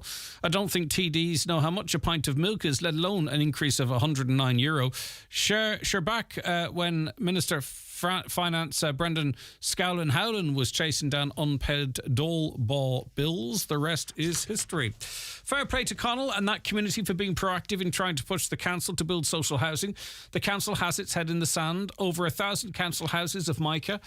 They have known this for almost a decade, yet hardly a social house has been built, and there are no plans as to how it intends to rectify its own Micah-affected stock issue or to house council tenants while demolition and repairs take place. Added to this, the council mortgage system is a joke. To qualify, a person must have been refused for a mortgage twice by a bank. Then, when you apply for a council mortgage, they say that their qualifying criteria is more stringent than banks. So essentially, the person refused by the bank will also be refused by the council. So the council mortgage system, similar to the Micah redress scheme, is there in name only, but not a real solution. I'm not sure of all the details in that, but I'll take the listener at their word until someone correct it. And of course, some people refer to it as the Micah scandal or Micah houses, but we know that is just one element of it, and there are a series of it's just the moniker that's been attributed to the scandal, but I think people know it's much deeper than that. Greg, phone call on a Friday evening for an operation on a Tuesday. Requested for a consultant to contact me as to how, what for, as I had no notion. Still waiting for a phone call. Easy, all public bodies need a cost manager now. There is no hope for young people. My son and his family are in a private rented house, and up to now he's paid 80,000 in rent. That can't be right. Oh yes, he's paid 80,000 in rent. Totaling the rent is paid, I get you. He got a letter to say the rent's going up to €250 per week in a year. They're trying to save for a mortgage or the deposit for a mortgage. This is a complete and utter joke. How the hell do you save when paying this rent and they have to pay all this rent themselves? Yeah, I don't know how it might... if paying rent counted more to your ability to pay a mortgage, if it was considered more, maybe it would not feel as much like dead money as some people might feel it will. I'm not sure if that's realistic or how that might help, but do you understand what I'm trying to say there? Just to mention about the Gaelic football games at the weekend, the game between Ardra and Gweedore and Glenties and Kilcar, both nearly on at the same time, and also couldn't stay very neutral. It's a pity wasn't made a double header in some venue, as this way you can't be in Falcara and Fincher at the same time. No, clearly you can't. And there are a lot of neutrals out there that just want to go and watch a big game. So I hear what you're saying and understand exactly where you're coming from. Good morning. Don't you think it's a disgrace that there's an inheritance tax? The UK are talking about getting rid of theirs, like a few other countries in Europe. Ours increases year on year, and it's never mentioned. We do mention it from time to time, often during our conversation with our legal questions. Thank you to that gentleman for highlighting the issue or care packages. It would be great if Highland could speak to the manager of CHO1 to explain why they're not actively sorting out the vital service. The hospital on any given day of 20 plus delayed discharges waiting on community services. A lot of people are granted home care packages but not in place, it seems. have to wait until someone passes on before the next person in line gets the package started. I think that's a conversation that was happening with Donal on Monday or Tuesday, just catching up on some comments there. Now, as we head into the break, happy 21st birthday to Ola McTaggart in Balliar, Ramelton, from Mary Campbell in Glencar. And also, could you play a special request for Zara Holmes, Performing Arts Academy cast, who take to the stage tonight in the CPI Centre in Castlefin on their opening night of Matilda. Best of luck to them, all from the Backstage ladies, and best of luck to all of them from us as well. It's a fantastic achievement from those that are organising it and all the young people and others taking part as well. Right, okay, back with more after the bingo numbers. It's jackpot day, by the way, and just to remind you that we run the bingo here in association with the National Council for the Blind of Ireland, and your participation in it contributes greatly to the work that they do here in Donegal, raising. It's one of their principal fundraising drives as well. So fair play to you. If you play in the bingo, you could win the jackpot today or the daily cash prize, but you are definitely supporting the National Council for the Blind of Ireland, and you can start playing at any stage, by the way, so you can get your books today for next week. It's just €1 a day to play, and there's hundreds of euro given away every day. It's time for NCBI Bingo on Highland Radio. It's Thursday, the 28th of September, Jackpot Day. You're playing for the jackpot prize of €21,000 on the pink sheet. The reference number is S14. It's game number 39. The jackpot number is 40. This number can come out in any position from the next 10 numbers drawn. And now, here are your daily numbers: 38, 49, 77, 42, 68, 87, 89, 76, 59, and finally 54. Phone your claim to 9104833 before 8 tonight, leaving your name, contact number and the name of the shop where you purchased your book, and we'll call you back the next working day. Get all your NCBI Bingo information at highlandradio.com. Connect Hearing is open for free hearing tests. Our audiologist is available Monday to Friday for wax removal services at our Letterkenny Clinic in the Courtyard Shopping Centre. We also offer a home visit for those who are unable to visit us. Our hearing is our social sense. Are you finding hearing more of a challenge? Call Ursula today on 07491 13296 to make an appointment. Good hearing helps us to connect to our family, friends and loved ones. Connect Hearing, connecting you to life. Autumn is here, and so are the new arrivals at Green Shoes. Shop in store or online now from top brands like Doc Martens, Kate Appleby, Tommy Bow and Riker. Also New Balance, Wonders, Echo and many more. Shop LK and one for all gift cards accepted in store. Visit Green Shoes and discover the perfect footwear to complement your style. Green Shoes at Market Square, Letterkenny Shopping Centre, Fulcara and online at greenshoes.com. Raymond Sweeney here to let you know about some great value laptops we now have in stock, like the super affordable Ventura Europa, powered by an Intel Celeron processor, ideal for studying, e-learning and keeping up to date with the latest news for just $249. Also the super fast Avita Pura laptop with a Ryzen 5 processor, 8 gigs of RAM, 256 gigs of storage for only $399. Check out these and other great value laptops now at Ben Sweeney Euronics in Letterkenny and Dunlow. Now, traveller children are still being segregated in school. A North Cork report finds our education system is still back in the 60s, where they segregate members of the travelling community. A comment by Senator Eileen Flynn, who joins us on the programme now. Good morning to you, Eileen. Thanks for taking the time to chat to us today. Good morning, Greg. Thanks for having me on the programme this morning. Now, this story down in North Cork was shocking. I imagine it's not surprising to someone in your position. I'm sure you're contacted with similar stories. Yes, I would know that this is the case for traveller children up and down the country. The one in Cork is it's positive that this has come to the attention of Minister Foley. But again, for the children, for families, for travellers in general, you know, this is not one bit surprising. And I think this is only one example that there's other schools yet to be, if you want to be not found out, but to come to the names to be brought to us, because there's many traveller children in Ireland today that's still colouring down the back of classrooms. There's many traveller children that's been brought out and all put in one room. There's many traveller children that don't get homework, that's on reduced timetables. Last week there was a report launched by the department where they see 4% of traveller children in primary school are on reduced timetables, over 12% in secondary school on reduced timetables, and over 24% in special schools on reduced timetables. Now, my reading of the report, it's more of a punishment. You know, it doesn't matter what community a child is from, a child is a child, and we do have some children that say have ADHD or behaviour issues or problems. You know, we have to deal with those problems as professionals, and not to punish children, and especially not to punish children on the margins of society. And this would be completely unacceptable if it was another minority. All children should be treated equally, and if they require special attention or special assistance, which many children do regardless of their background, that is how they should be cared for, not because of their background or ethnicity. It's hard to believe we're having this conversation in 23. In 2023 is absolutely scandalous that we're having this, and again, it's disheartening.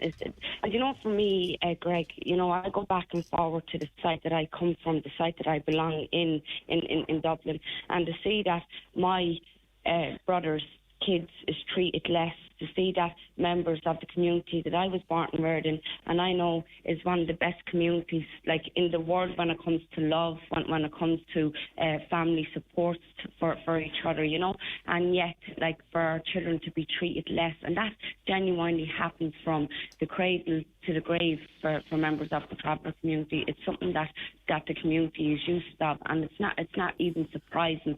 Some of the comments, say, from politicians, from ordinary people on the streets, towards members of the traveller community, it's very tough, like, and it's not a sad story, but in 2023, that segregation, you wouldn't see it anywhere else except in a country like Ireland that's full of scandal, that the members of the traveller community still get treated this way. And it's not just like adults, people who's able to deal with this, but it's children. We're talking about a primary school children not having that equal equality of opportunities.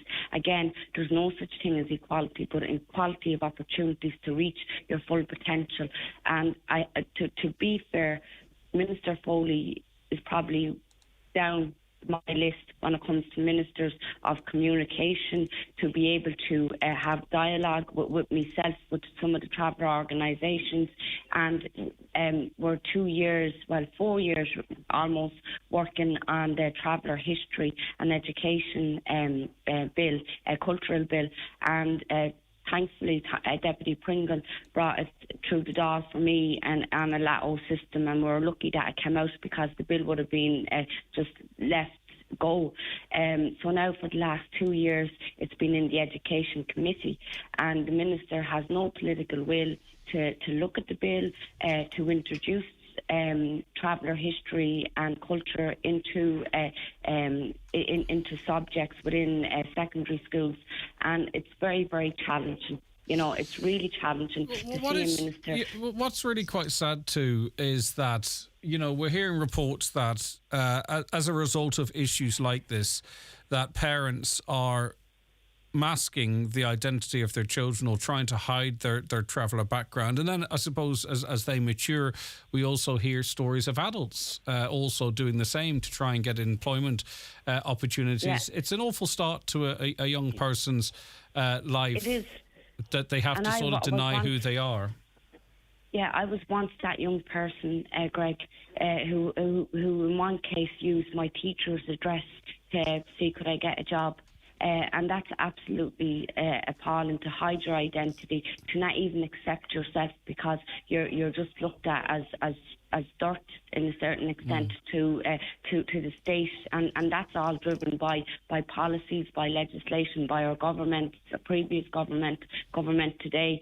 And like for me, I was 25 years of age when I first kind of said, I'm not the problem. I used to always be not in denial, but never wanted to speak about me community because of how we were viewed in society, and not having that equality of opportunity. It's always a topic around the table. Oh, you're a good traveller, you're a member of the traveller community. I have a member who's a friend. I have a member of your community who's my friend, but I like travellers. But it's similar of saying I'm not racist, but but when we hear the but, that's when, like, you actually are racist. Yeah, you are prejudiced towards the traveller community. It's really about meeting children where they're at, meeting families where they're at, and unfortunately, we don't have that in Ireland today. And to see it is not only that it's sad, but those children are denied a quality of education in this country. Eileen, you tweeted about this, but you switched the replies off. Why? Oh, Greg, I get so much shite from people on social media, not just like any ordinary politician. I get it because of my background.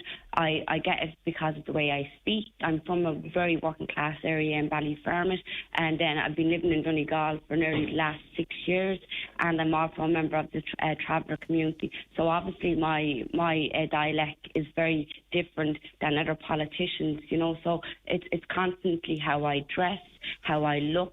I've never took drugs in my life, and people have often said I was a drug addict or I'm on methadone, and I get this constant on a daily basis. And if you stop to throw stones at every dog that barks at you, you will never reach your destination. And this is not about me.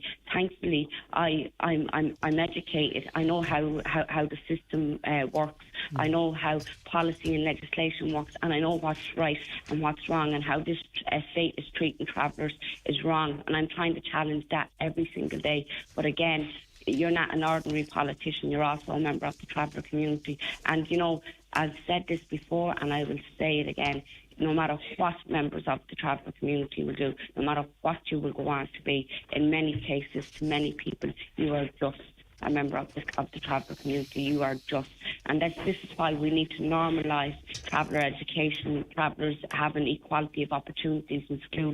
We need to normalise travellers being in the guards, in the army, nurses, doctors, and being part of society. I know many travellers that are doctors, that are nurses, that's working in law firms, but unfortunately can't be open about their identity. All right, it's a sad state of affairs, but it's a reality as you've outlined there. Senator Eileen. The Minister, before we go, Greg, I would love to see Minister Foley being able to have an interest just in traveller children having a proper quality of education in this country. And actually, we did write in yesterday looking for a meeting with the Minister. Unfortunately, we haven't got a reply yet. And again, I'd love to see her being more proactive. We're not asking for much for our children. Our asking is that traveller children are treated with dignity and respect, and that their human rights and equality is met in this country. Senator Eileen Flynn, thank you for your time. 08660 25,000 WhatsApps and texts. Hi, Greg. The hotels are going to price themselves out of it in Ireland. Looking to book a hotel this Saturday coming in Donegal for myself and my wife for one night. How much would you say a hotel in Donegal is this Saturday night? €269. Now, I know it's Saturday night and it's peak, but that's tasty. And not in a good way either.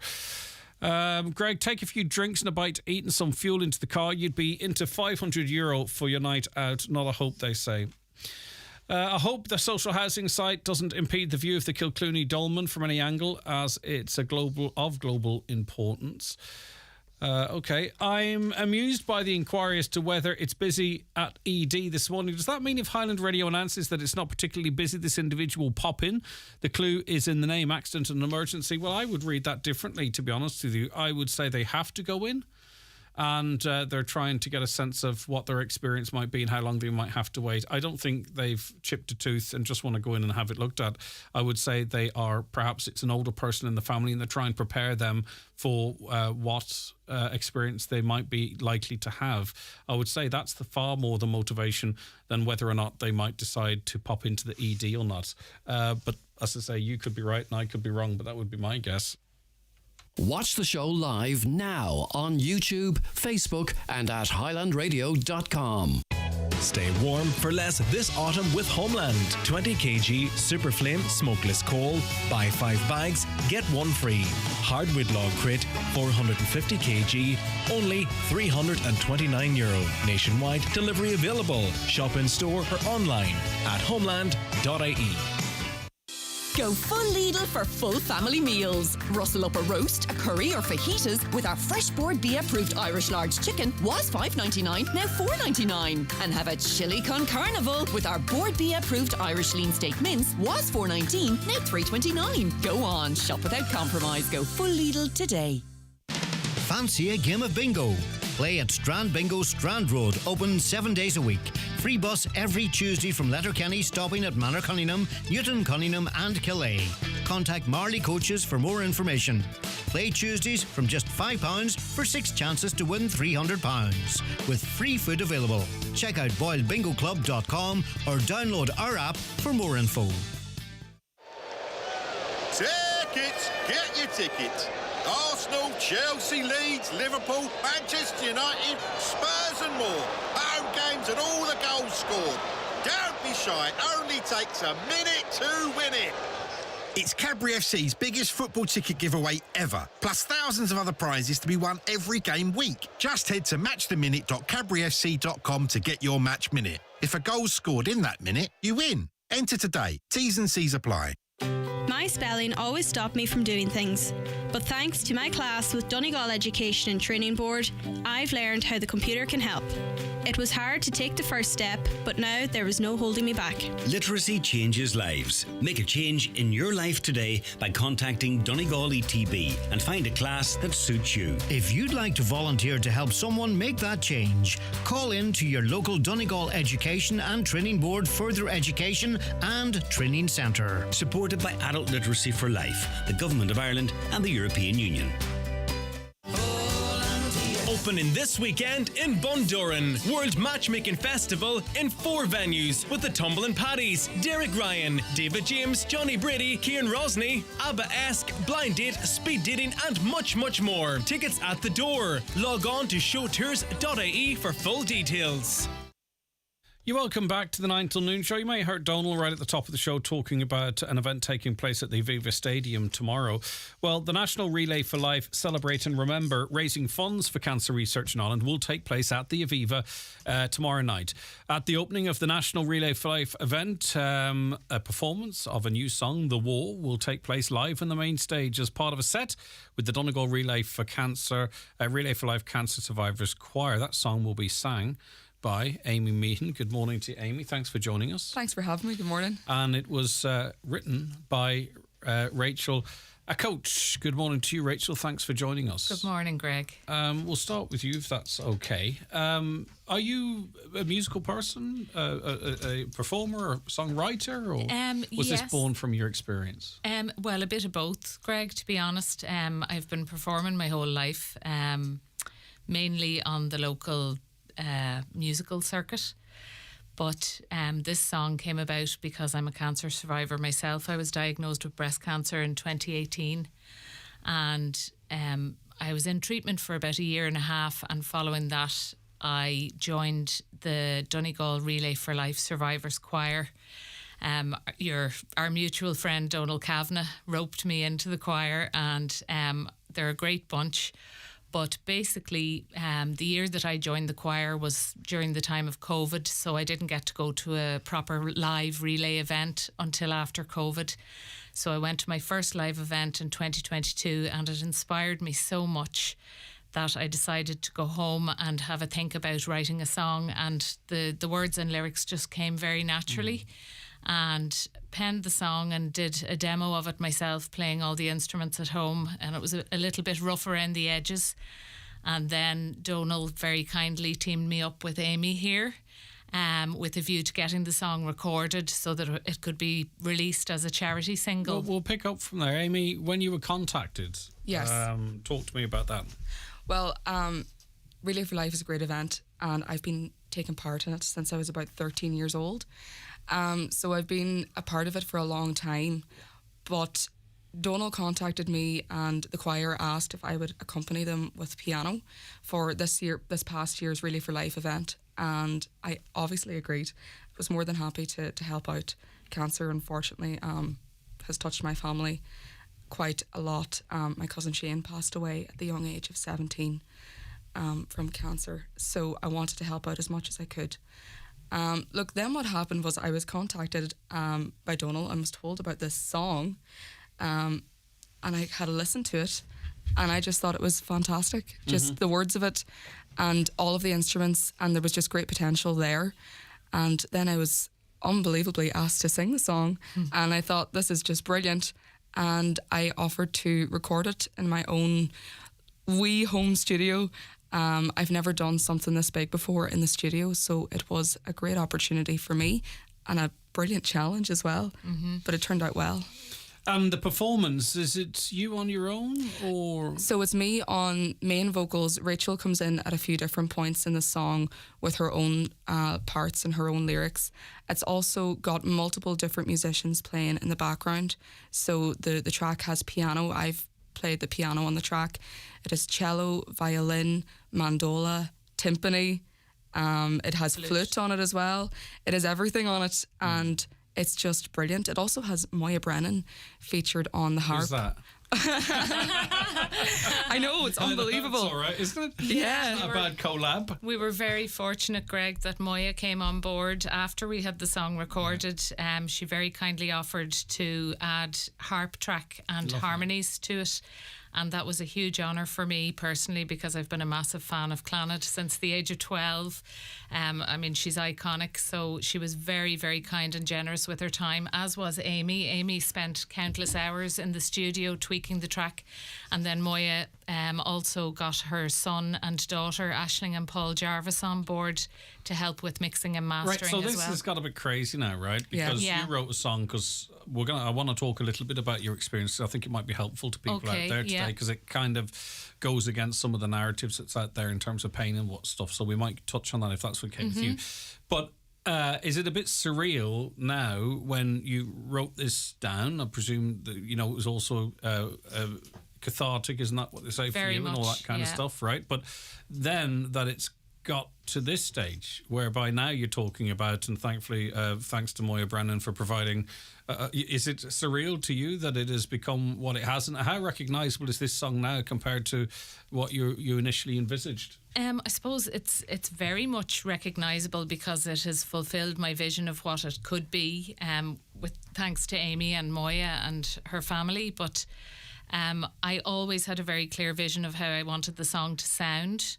And we had a very good team of local musicians who came on board to help us realise that as well. But I suppose I never thought it would get to this point, but at the same time I had always wanted it to be something that I could use as a means to give something back, because Relay for Life and the Irish Cancer Society have done so much for me personally.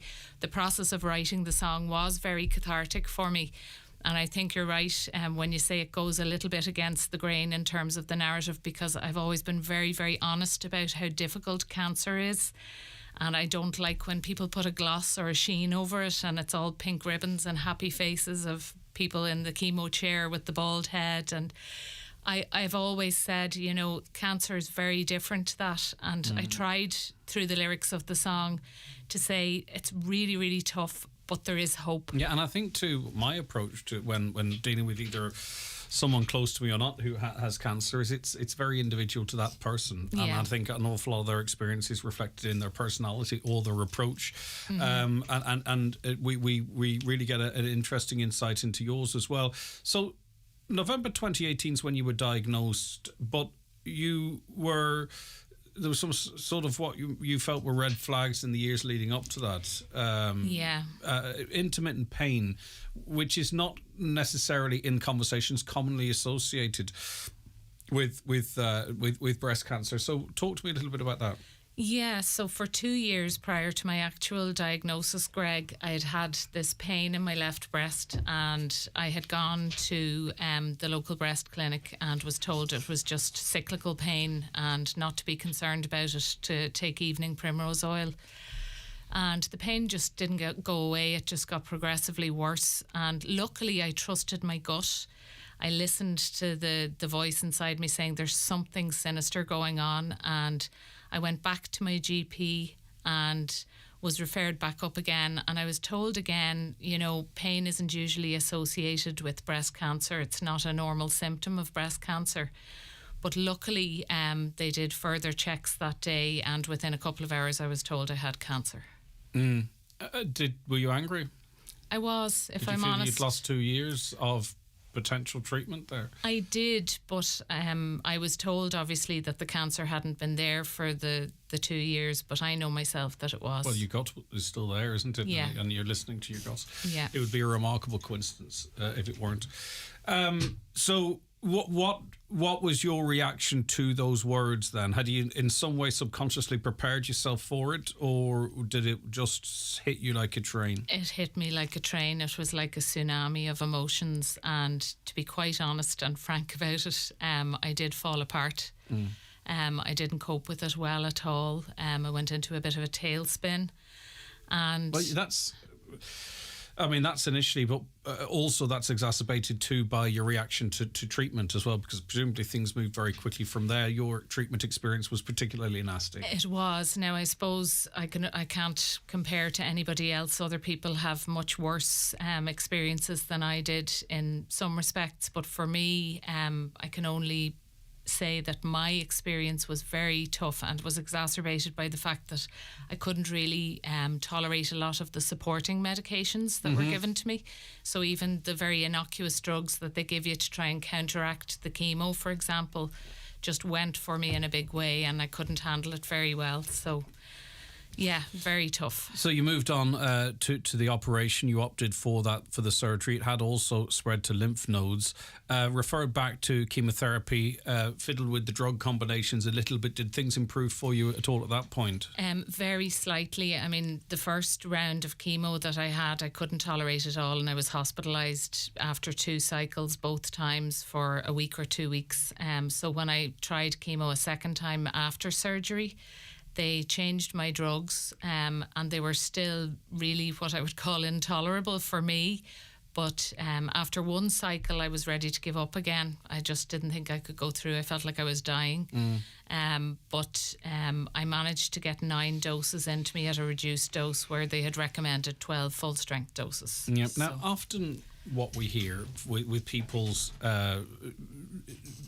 journey through cancer, there's no other way to describe it. I know that word annoys some people now, and even those who've gone through the journey as such, and it's a little bit about like mental health, is that because we want positivity. So someone's diagnosed, they go through a difficult period, they come to terms with it, they become really strong, they battle through that, and they come out the other end, okay? But it's not really like that for you, because the news itself affected you and your mental health very, very severely. It did.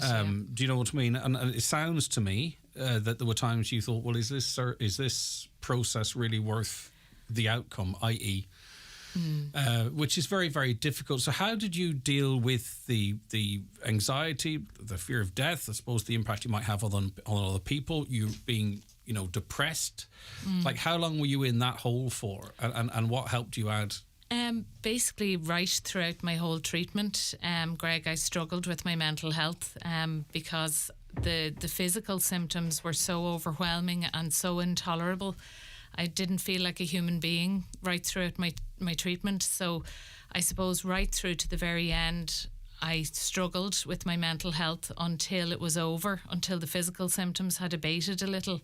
I'm still in treatment now, but it's not active treatment. So while it's very tough, it's not as tough as the active treatment. But I suppose I reached out for help from every source available. I was very lucky that the local Cancer Care West Centre were very supportive and helpful, as were the Irish Cancer Society, who offered a whole array of supports to me to get me through my treatment. And I also looked for help for my mental health as well while going through treatment, and received counselling. Another thing too, when people, they go through the initial treatment and then they are told, look, it's in remission or whatever the phraseology might be individually. Different people react differently to the fear of it coming back. Are you more disposed to anxiety of the bounce back because of the way you are? That's how I would be, you see. Yeah. Other people might go, well, you know what, if it comes back, we'll do it. I would be living every day going, yeah. Is it now? Is it now? I'm Is it gonna terrified. Be tomorrow? Is it going to be tomorrow? Yeah, to be honest. Which I don't think is talked about enough. It's not. There is a terrible fear. I'm on a forum with a lot of other breast cancer survivors. Thousands of us are interacting on this forum on social media. And the pervasive theme throughout the whole chat of everybody, regardless whether we're talking about symptoms or feelings or anything, is the fear of recurrence. And do you know who they probably can't talk to? Himself or herself, mum and dad, the kids. They can go to that forum and do it, but you have to be so strong and everything's going to be great. And mommy's better. And I think a lot of women internalise that, and thankfully there's spaces like the one you're on where perhaps you can just let go and say, That's it, because it is terrifying, and I'd be lying if I said I don't wake up every morning wondering, is today the day? And every little twinge or pain that you get, you wonder, is this it? Is it back? And you're told by the doctors that there is a likelihood, that a very strong likelihood that it is going to come back, and hopefully the medication you're on will prevent it, but it may not.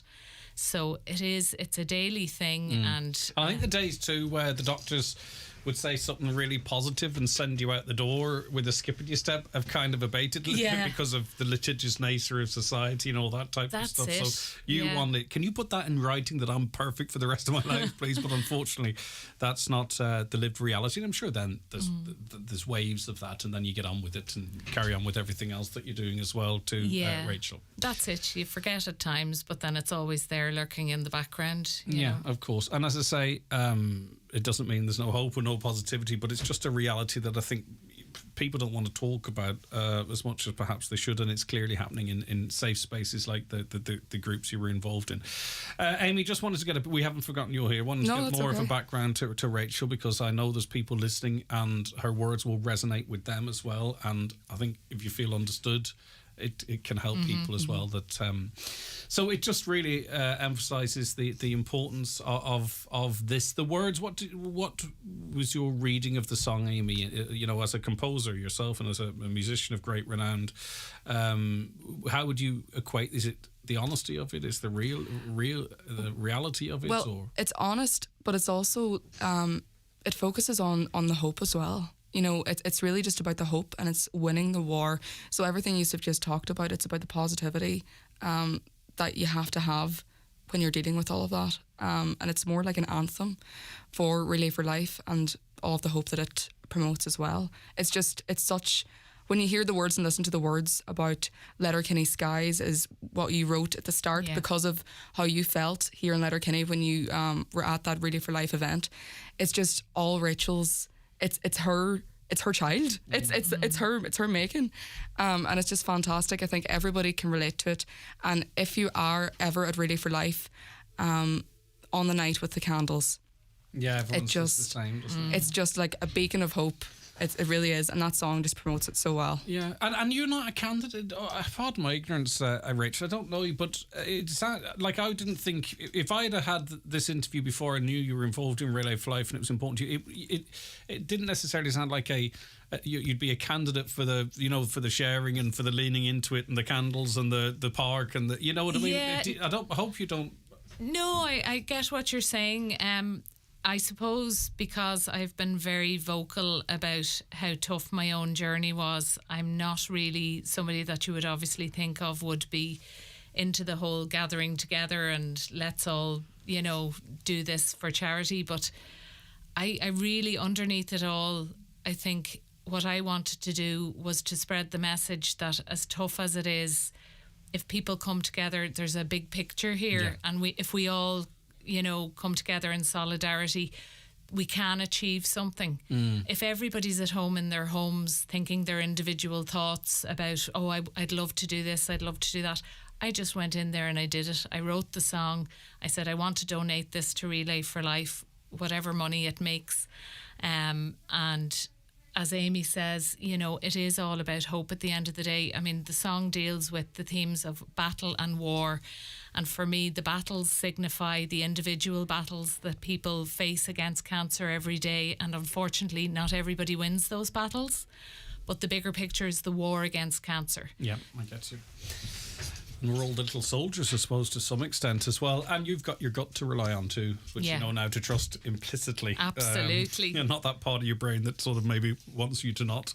Okay, so anyone who's in the Aviva tomorrow night is going to get the pleasure of hearing it live. We're going to hear it off the computer, unless there's anything either of you want to add, Amy, because I kind of...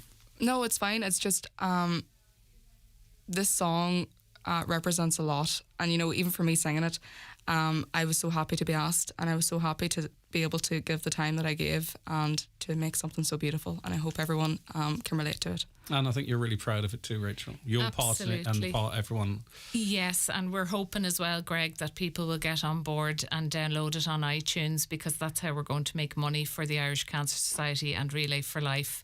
And just a big word of thanks to Amy for all of her help with the song as well. So it's called The War on iTunes. Is it under Amy Meat?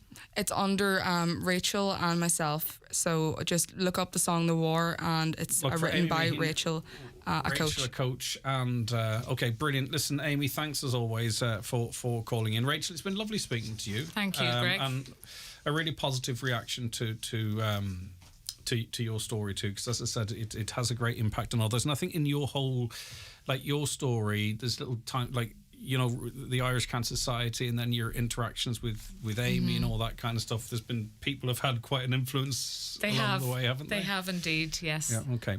Wonderful stuff. Here we are. This is The War.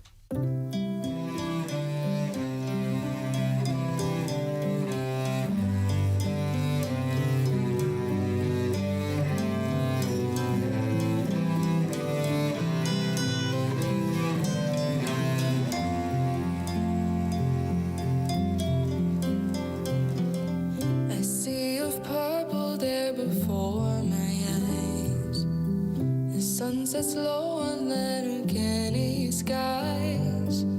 5,000 candles light a pathway in the night. We gather on the grass in love and cheer. We celebrate the ones no longer here. No matter what it takes, we won't give up the fight. And maybe someday we'll find a way to beat this. And in the night when you feel hopeless, I'll be your warrior of light.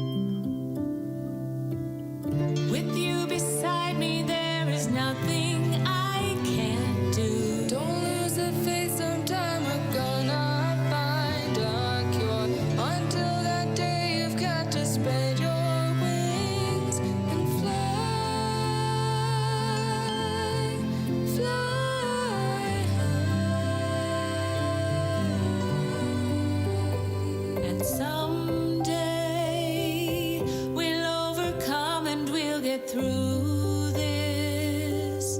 We'll light a candle in the darkness. A guiding light will see us through. And maybe someday we'll find our way to this. Don't lose hope and ways. I'll be your light. A beacon to all who hear the words unspoken. To our bodies battered, frozen void.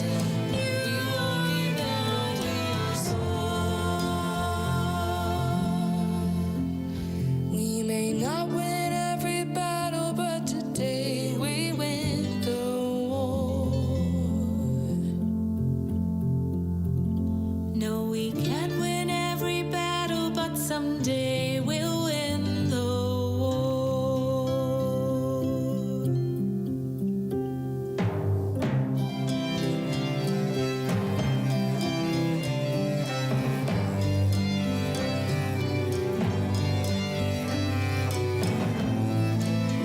Okay, that's Amy Meehan, The Wall with Rachel, a coach, and also you can hear Moya Brennan there on Brennan and a whole host of other excellent musicians. They're performing that live tomorrow night at the Aviva.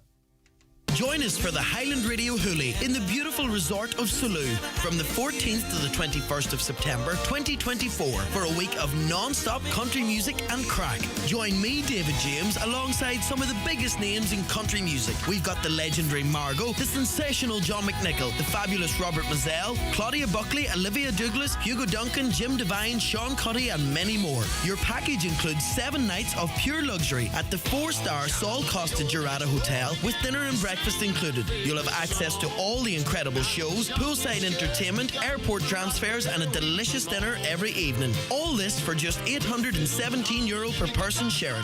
Don't miss out on this unforgettable experience. Book your spot today by contacting Country Music Tours on 074 9119 955 or email info@countrymusictours.ie. The Highland Radio Hoolie in Salou, 14th to the 21st of September. It's the country music extravaganza you won't want to miss. We'll see you there.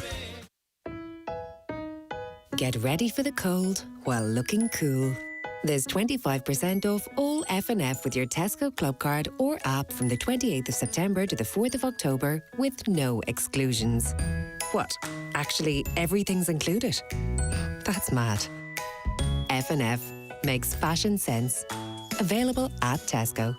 Product subject to availability. Available in the majority of larger stores. Hip and knee pain can be debilitating. That's why at Kingsbridge Private Hospital, our orthopaedic surgeons offer a range of hip and knee surgeries and are ready to help get you back to doing what you love fast. Why wait? Find out more about our health insurance partners and cross-border healthcare options at kingsbridgeprivatehospital.com today.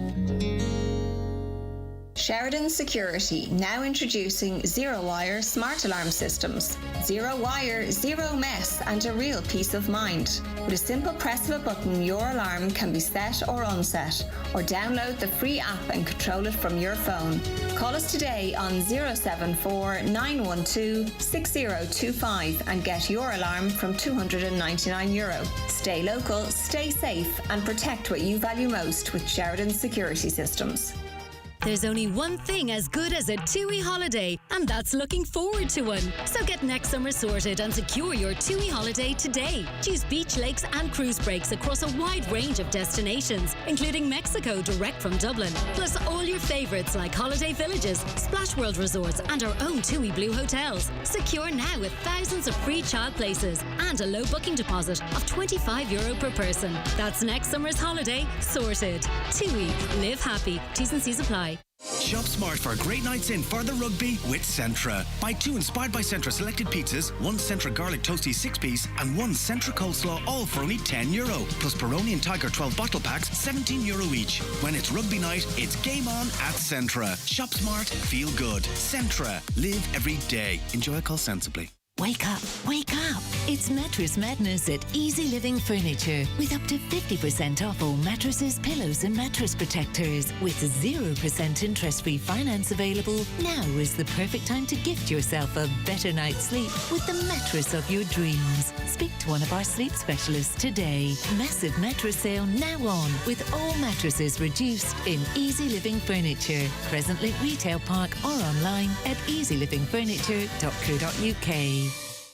Save up to €100 this week at CallahansElectrical.com with discount codes. Code Highland20 for purchases over $229, Highland30 when you spend over $399, and Highland100 for sales over €1,000. Shop and save online at CallahansElectrical.com with your exclusive Highland Radio discount code. Do you know pneumo?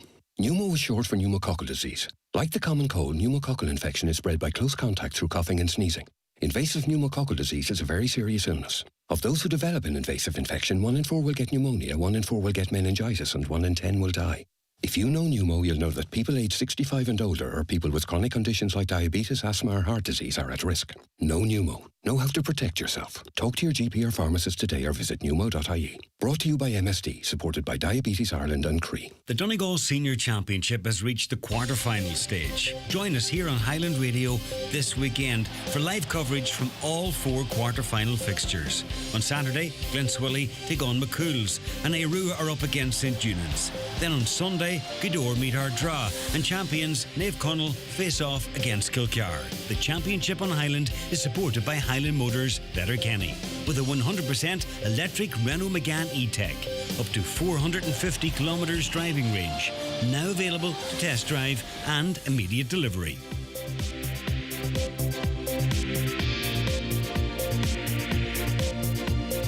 With all the stories that matter across the Northwest, it's Greg Hughes on the 9 to Noon Show on Highland Radio. And it is 11 o'clock.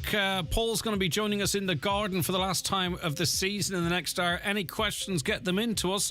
And now we cross over to the newsroom, and it's good morning once again to Donald Kavanagh. Thank you, Greg. Good morning. A first-year anniversary memorial service and commemoration for those who lost their lives in the Creasle tragedy will take place at 3 o'clock on Saturday week, October 7th, at the site of the tragedy. Mass will be offered at 7:30 that night to commemorate those who died and also for those who injured, and in thanksgiving for those who responded. The families are asking that this be a time for them, the communities involved, and for those who responded to privately gather to pray and remember their loved ones. Radical reform is now the only viable option for the Irish health system. That's the warning from the Irish Medical Organisation, which is releasing its pre-budget submission today. IMO President Dr. John Cannon says Ireland has less beds in the hospital system now than it did 10 years ago, and dramatic change is needed. It's been claimed we're returning to the days of drivers in Donegal filling up their cars in Northern Ireland. South Donegal TD Marion Harkin says some filling stations in the border region face closure as drivers take their business elsewhere because of the high cost of fuel. She says the government must introduce measures in the upcoming budget to help motorists deal with the spiralling prices. Last night, a Sinn Féin motion calling on the government to reverse the planned abolishing of some deferments on excise duties fell when a government amendment was passed. The Justice Minister says the decision of Rankin-File Gardaí to pull overtime hours every Tuesday in October is regrettable. The Garda Representative Association will also effectively strike on the 10th of November if there is no resolution to a dispute over rosters. Gardaí plan to withdraw labour on that day in what's being called the Drew Flu. And what was to have been the biggest cruise ship ever to visit Killybegs didn't arrive this morning as a result of Storm Agnes. The 326-metre Norwegian Getaway, which carries almost 4,000 passengers, has been rerouted as a result of weather. It's hoped the 2,300-capacity Norwegian Star will return as planned tomorrow. And we're back with news headlines again at 12 noon. Thank you very much indeed, Donald.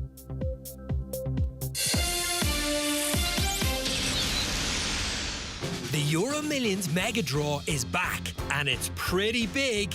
It's actually massive. This Friday, the 29th of September, the Euro Millions jackpot will be a guaranteed €130 million. It's just too big to miss. The National Lottery. It could be you. Play responsibly. Play for fun.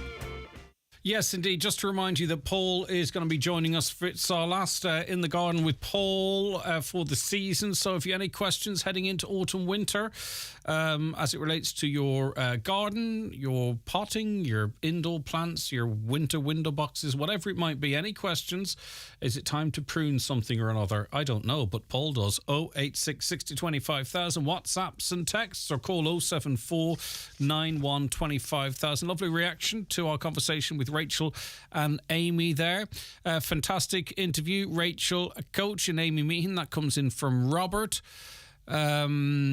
Patricia says, Rachel, thank you for sharing your story. Wishing all the choir good luck tomorrow. What a beautiful song, and beautifully sung from the Cranna crew in Buncrana.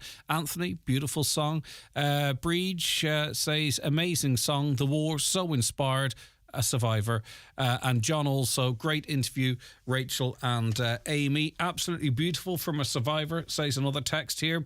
A massive congratulations to Rachel and Amy. What a beautiful anthem that comes in from Emer. Greg, I'm a cancer survivor and I really love this song. I can identify with Rachel and how tough cancer treatment is. And I think it's a part of it too that we do talk about from time to time here, but sometimes I think when a different type of story is portrayed, it kind of denies people their tougher experience, if that makes sense. It's tough for everyone, but you know what I mean. Brilliant, Amy Meehan and Rachel, a coach, you're fantastic. That comes in for Robert. Hi Greg, any idea why I can't listen to Highland through the website Listen Live function? It's just stopped working and I listen through Irish Radio Live. Just wondered. I haven't a clue what's going on there. Let me see. I'm going to open it up here whilst we're live on the radio. Wouldn't that be funny, listening to ourselves? There'll be a delay. I don't know. I have not come across that problem. Have you tried, if you've got a, maybe you've bookmarked the page, have you tried maybe refreshing it or deleting cookies or something? Family is back. That's it playing there, I believe, on Highland Radio Listen Live. I don't know what the story is. Leave it with me. That's an ad that's running there at the moment. I'll see if it continues playing after that, because we want you to be able to listen if you can, particularly directly from the website. I wanted to change my hospital appointment as I was unwell. On the letter it states to call the department should you wish to change or cancel an appointment. I rang 3 days in a row and my call would automatically be declined. It seemed that someone would pick up and hang up. I had the brainstorm to ring the main reception of the hospital and was transferred automatically. I was so annoyed by this. A tip and warning for those in a similar situation needing to change appointments. Let's see, is it live? I rang 3 days in a row. There I am. My call would automatically be declined. It seemed that... All right, well, it's Listening Live is working on the website at the moment, so if it's a bookmark, maybe resave it. It could be that. Hi, Greg. Will you, on behalf of the people of Buncrana, ask our local and national representatives what's happening in relation to the swimming pool in Buncrana? This has been going on for years now, and there's a complete silence on the matter. Generations have passed through school without swimming lessons. It is something we've covered here. I can't remember the exact up-to-date situation. I believe it's budgeted for. In the council's budget, and plans are afoot. But I'll double check that and get that information for you. How's that? Let me see. When was the last story ran on that here in Highland? That'll come up for me in a second anyway. I'll get back to that. All right, last story was in the 19th of February. Donegal County Council have passed a motion to extend the funding application for the Buncrana Shorefront development to include funding for a new leisure centre. The ambition application is asking for a figure in the region of €20 million. Councillor Jack Morey says if this application gets over the line, it'll be a game changer for the area. So it seems that leisure centre stroke swimming pool is now being coupled with the Buncrana Shore development. What that means in terms of it progressing, I don't know. Back in 2020, November 2020, assurances have been given that funding for Buncrana Leisure Centre has been set aside in Donegal County Council's capital budget. So that was 2020. There was a ring fencing story then on that again in the 30th of November.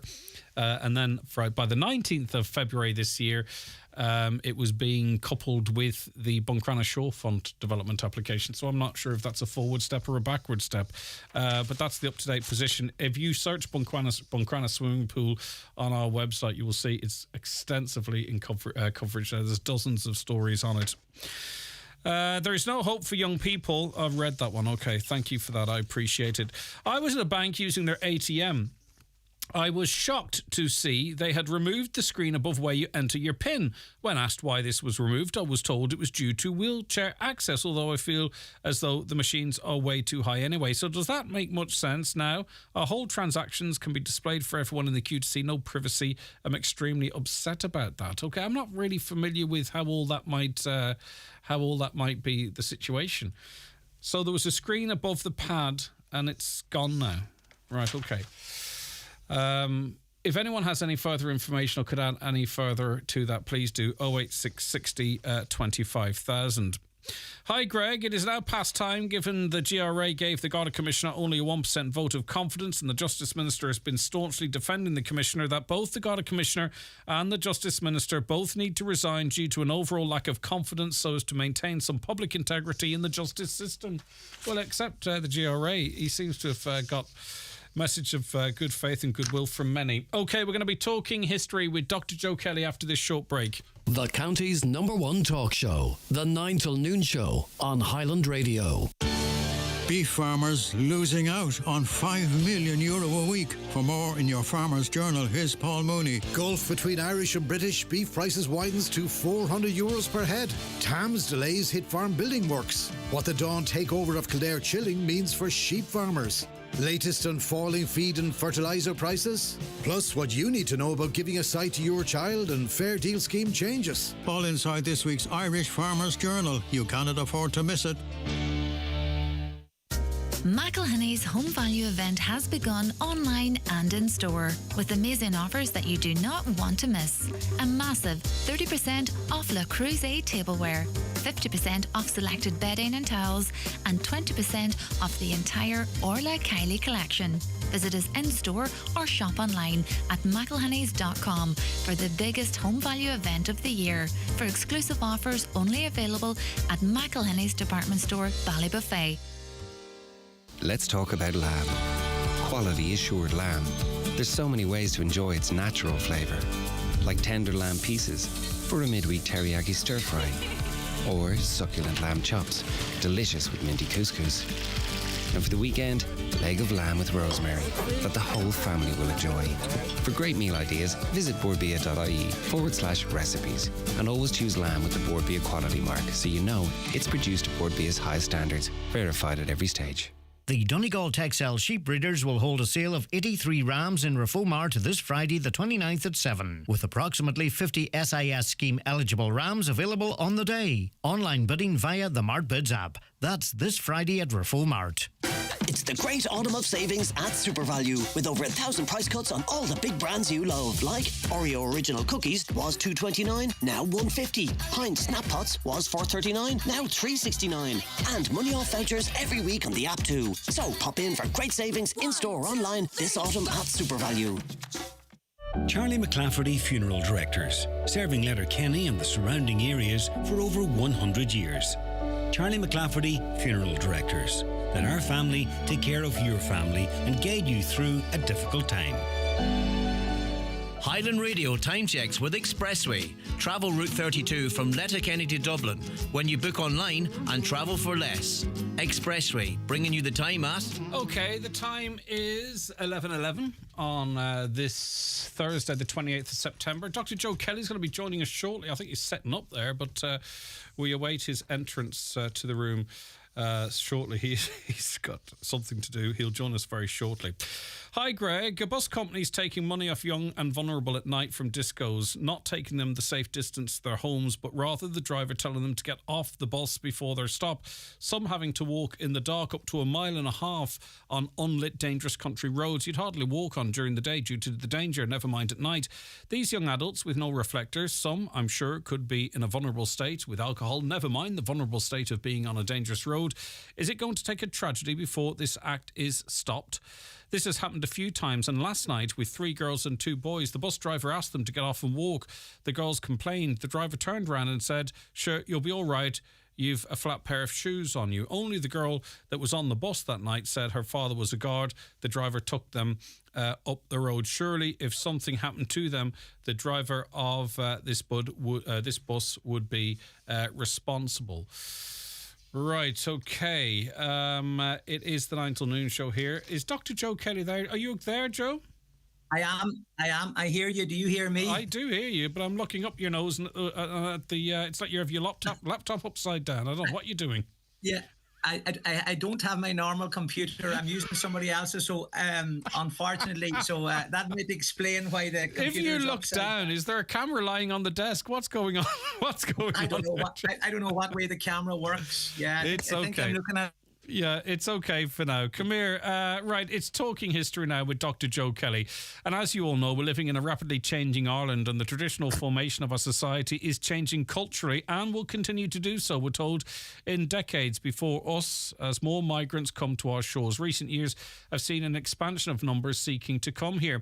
However, what is the historical perspective on Irish immigration? At some stage, people had to come here and populate the island in the first place. So what do we know of the origin of the people that came here first and begun what we have today as our own Irish ethnicity? Because the sense is that it's just been there for eternity, but we were formed, of course. So, Dr. Kelly, what do we know about the first settlers on this island? For scholars, so if it's an enigma for scholars, obviously it's an enigma for us, the ordinary people of this country. And so what are the origins of our country is very hard to explain. Archaeologists and others have maybe given us more a historical and factual based version of it. But in the 11th century, Irish scribes tried to explain the origin of Ireland. Where did we come from? Who are we? What are we? And so in the 11th century, there was this wonderful book written. It was written in prose and it was written in poetry as well. And it's in a number of different manuscripts. There's various versions of it, but its source is about the 11th century, and it was called Lor Gaula na Hieran. Loosely translated, the Book of the Taking of Ireland or the Book of Invasions of Ireland. And it talks about 6 invasions of Ireland, prehistoric times. And it was an attempt to explain our origin and our cultural identity and where the Gael came from, where the Irish Celtic peoples came from. Now, it's a pseudo-historical book, manuscript. Obviously, prehistory is before written history, so we don't know who existed before prehistory, before written history, sorry. And so a lot of it is guesswork, but it would be some way historically correct insofar as maybe it ties in with the Bronze Age and with for example, the Dolmens and Newgrange, that kind of period of history. So in an attempt to explain the origins of Ireland, these scribes wrote this book, a wonderful book called Lor Gaula na Hieran, the Book of the Taking of Ireland, to explain our origin. And so that started really with Noah's granddaughter, Caesar, before the flood. And again, the idea behind that was to give authenticity to our ethnicity, insofar as we were rooted with the Bible, if you understand. So Noah's granddaughter came to Ireland before the flood with some people and 3 men, and the 3 men were to divide the land between them. 2 of them died on landing here, and one of them, Fintan, he said, well, to hell with this, I'm not going to be hanging around here with all these women to try to keep them happy. So he turned into a salmon, and he survived the flood and would later come back corporally to tell the story of what happened. So that was the first invasion, so to speak, of Ireland. She supposedly landed in Cork. That was the Book of Invasions, yeah. And do we get any mentions in the Northwest in these books or in that book? Oh, yeah, there's quite a lot, very, very perceptive, Greg. There's quite a number of references, quite a lot actually, of references to Donegal, Ballyshannon, Grannanagh throughout the Book of Invasions. That Donegal was, so to speak, a very important location, and still is, obviously, you know, we'd have to say that. But for example, the Partholonians were the people that came after Caesar, according to the manuscript, about 312 years after, and their leader was Partholonian, and he didn't live very long. But while he was here himself and his tribe, he brought his wife Delignad, and they lived in the top of the Lough Erne there in Inishemer, you know, the island there in Ballyshannon. You probably know this better than I. There in Ballyshannon, that's just where they set up their base in Ireland, the Partholonians. And while the Partholonian himself was away on sea excursions, his wife Delignad, she had an affair with this man called Topa. And when Partholonian arrived back, he discovered not only that did he have an affair with his wife, but he also drank out of his cup, and that was just not acceptable. So he killed Topas and also killed his wife's dog.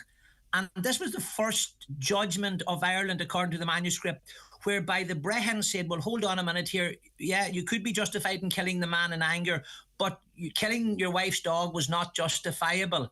So as a punishment, she was given the island there just in Ballyshannon, and she called it after the dog. Samer was the name of the dog, her dog, so she called it Inishemer. So that explains the history behind that famous island that's just there in Ballyshannon. So you ask, was it connected to Donegal? Yes, and Quite they deeply. didn't live very long. The Partholonians died out, and they were then replaced by a third tribe called the Numidians.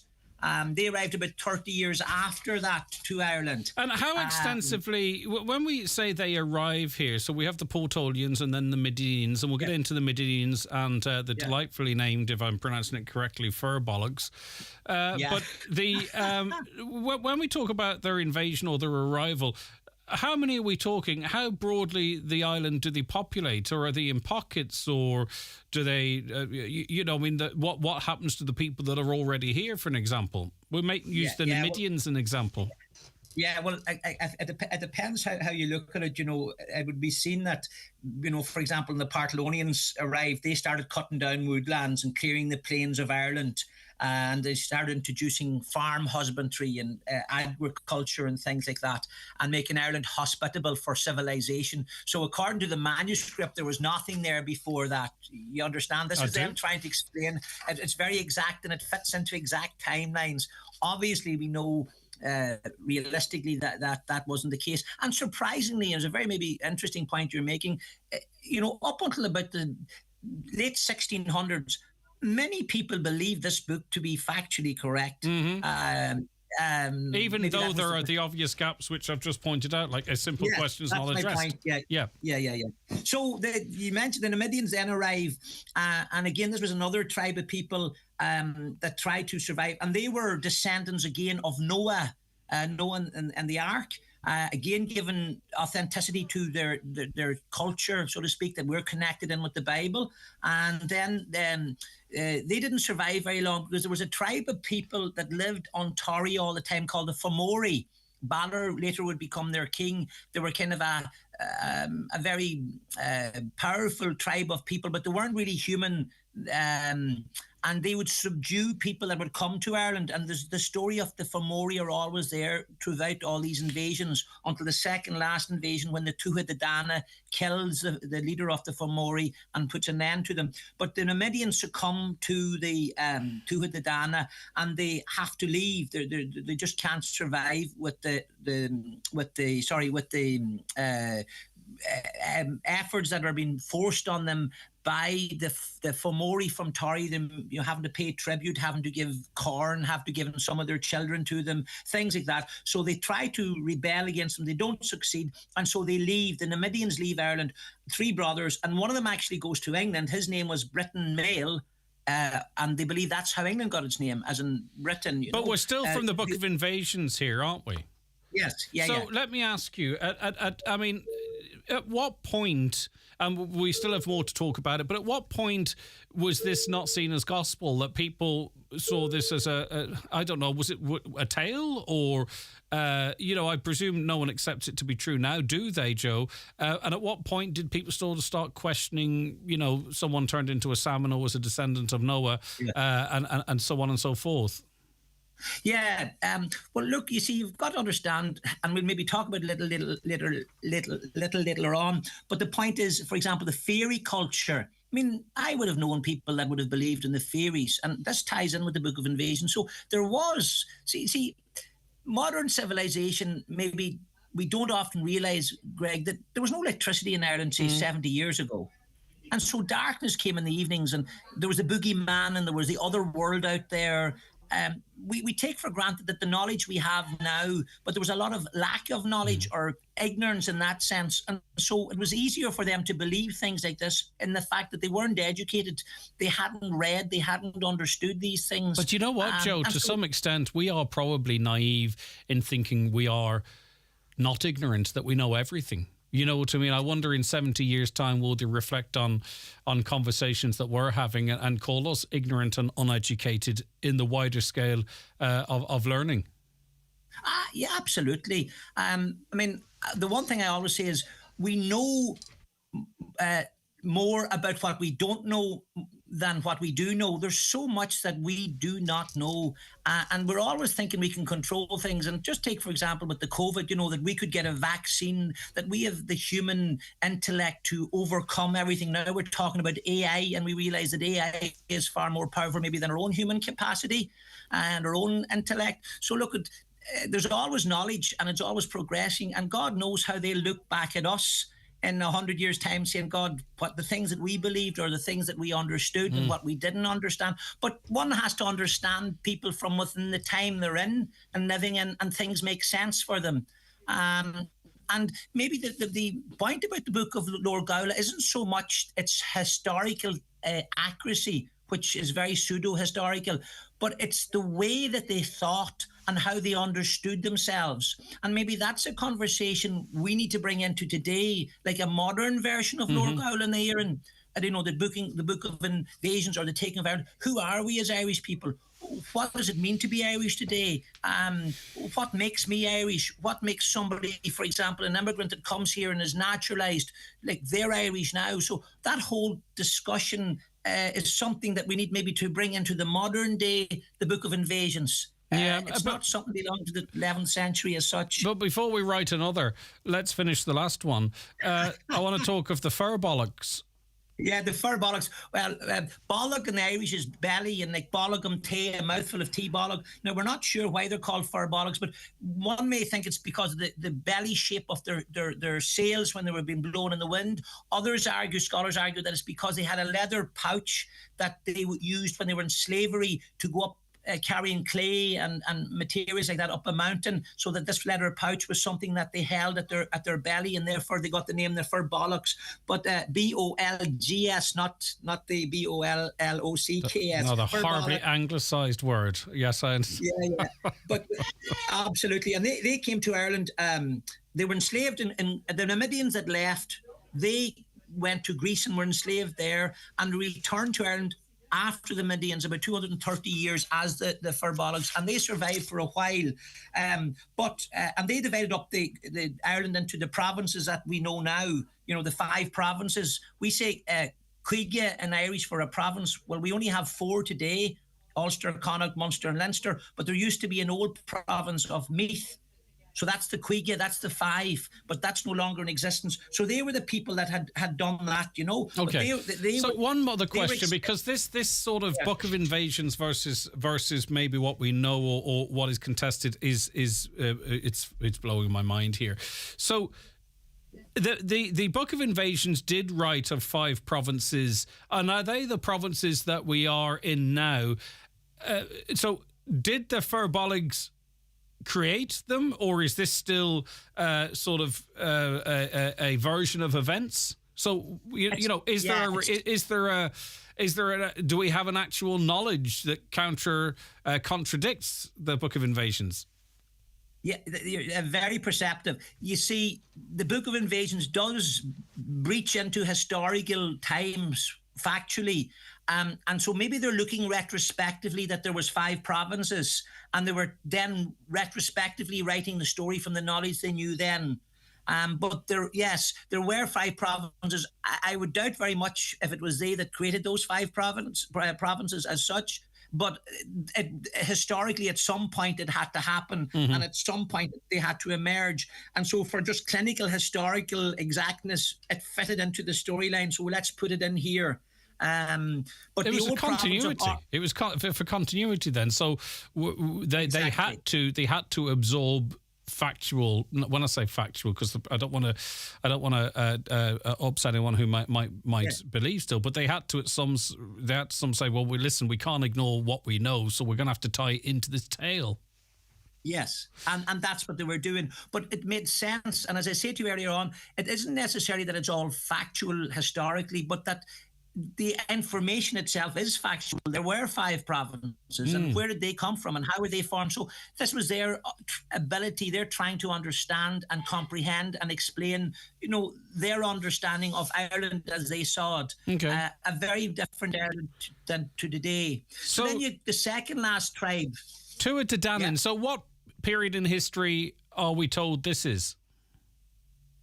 Yeah, well, really, this is just almost at the arrival of the Celts to Ireland. So the Celts are being pushed up through Europe, and the Tuatha Dé Danann arrived just before the Celts to Ireland. And there were a tribe of people, now whether it was the Tuatha Dé Danann, that were here before the Celtic arrival as such.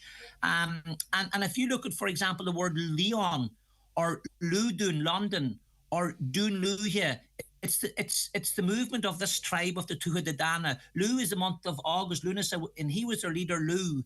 And Leon comes from Ludum Dunum, Lu's fort. And they were pushed up through into England, which then became Ludun, Lu's fort, Lundun. And then they ended up in Donegal, and it became known as Dún Luaithe, which is London back to front, Ludun, Dún Lu.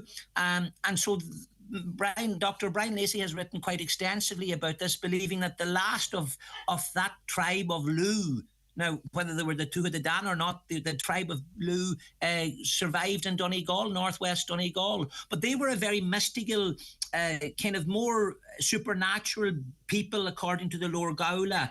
And they brought 4 great gifts to Ireland. One of them actually being the Lia File, the Stone of Destiny, which was later stolen by the British under colonisation. And that stone actually is the stone that's under the coronation seat that Charles was sitting on when he was crowned recently.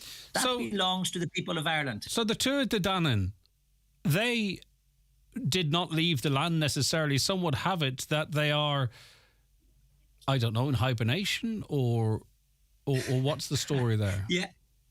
Well, the Tuatha Dé Danann were very magical, mystical, supernatural type of people. And when the last tribe, the Malaysians, now the Malaysians would have come from Spain. This is the beginning of Celtic Ireland. When they arrived, the Tuatha Dé Danann tried to prevent them by bringing down a fog. They had this great power of bringing down a fog, the Fé Fi that was called.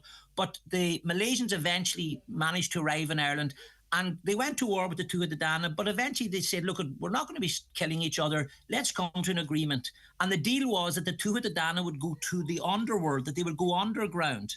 And thus, that's where all our fairy culture, folklore comes from.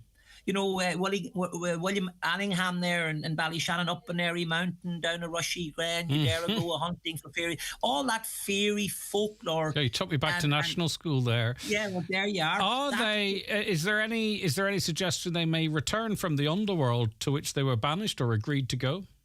Yes, it's mentioned that they'll come back to rescue Ireland when there comes a darkness in Ireland, when people are confused, when they won't know the difference between right and wrong. Oh, they mustn't be on the internet. Where are they? Come back to Tuatha Dé Danann. We need you now. The time has come. Yeah, well, maybe it has. When you think of the modern times that we're living in, you know, maybe we could do with a bit of leadership and guidance. But the book talks about a darkness coming over Ireland at some stage, and that the Tuatha Dé Danann would come from the underworld up into our normal physical world. If you ever watched the film Into the West, it's a fabulous film about 2 traveller boys. But this horse comes Tír na Nog. And we all know the stories of Tír na Nog and things like that. But the white horse is a symbol of the other world. And the only way you get to the other world is on the white horse. Wow, so when you see White Horse and Irish stories, there's something connecting you to the other world. And it's a very, very powerful film if you watch that. So that's the Tuatha De Danann. So when we get to the Celts and the Milesians then, I mean, at what point are we bridging accepted, recognised history?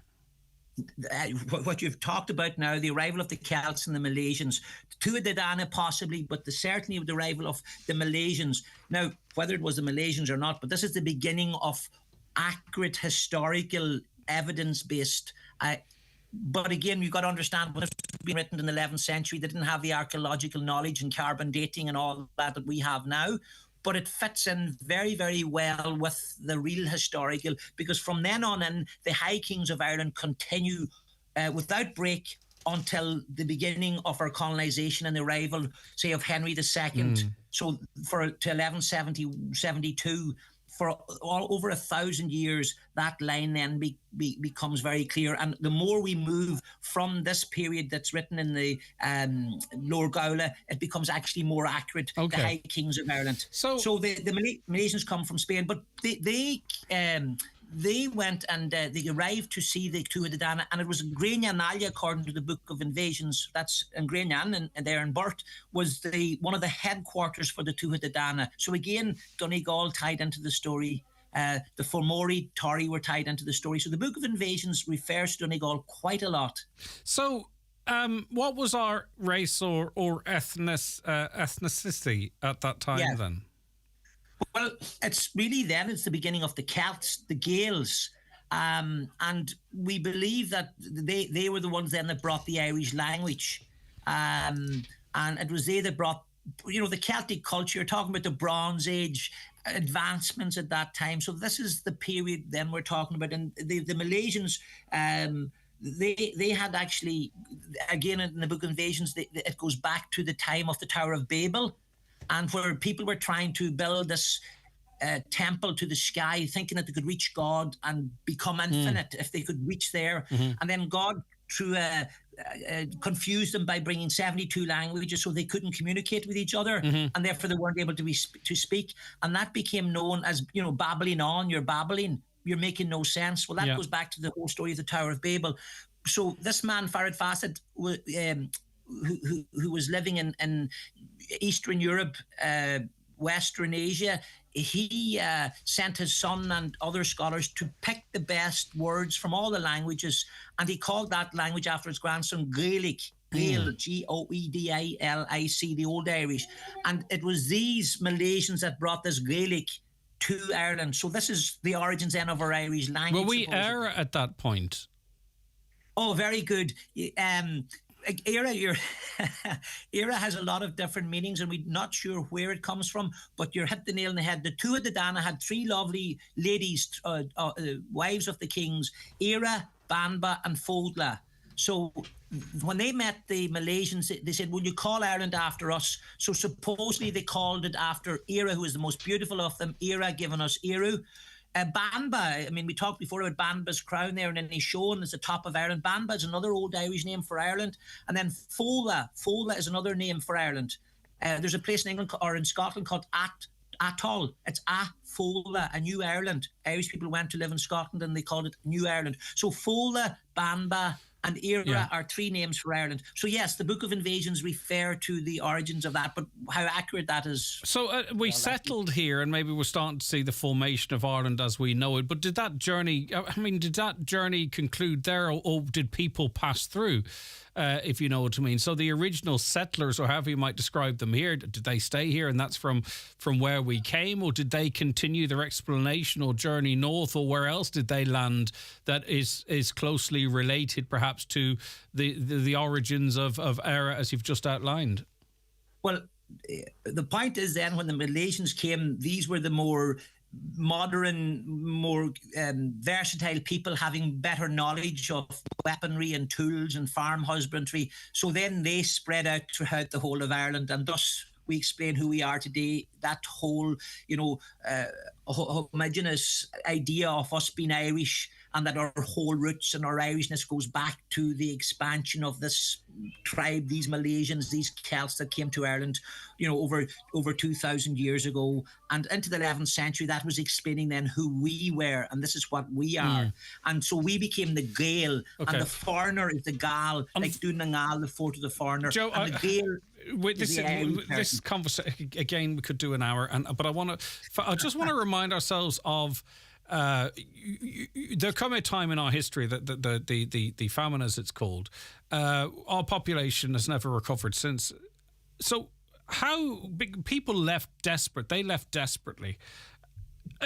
In what numbers are we talking? Just to remind ourselves of that, because a lot of people perished, a lot of people stayed, a lot of people left.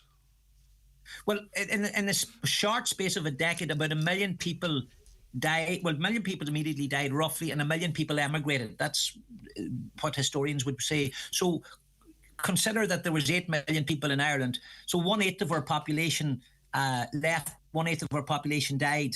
And that trend continued and has continued.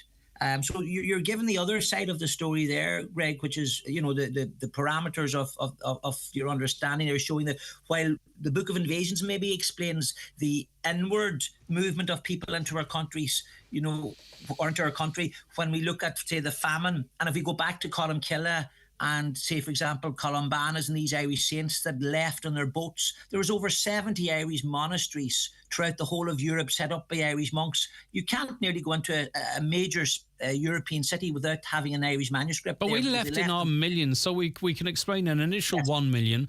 Very sadly, 1 million died. The population didn't naturally shrivel to, what was it, 3.5 million not so long ago, or close on. Yeah, it was, wasn't it? I think when I was at school, the population was 3.5 million. So the 5 million, more people passed away, but primarily left this country than remained. Yes. That's remarkable in our recent history, isn't it?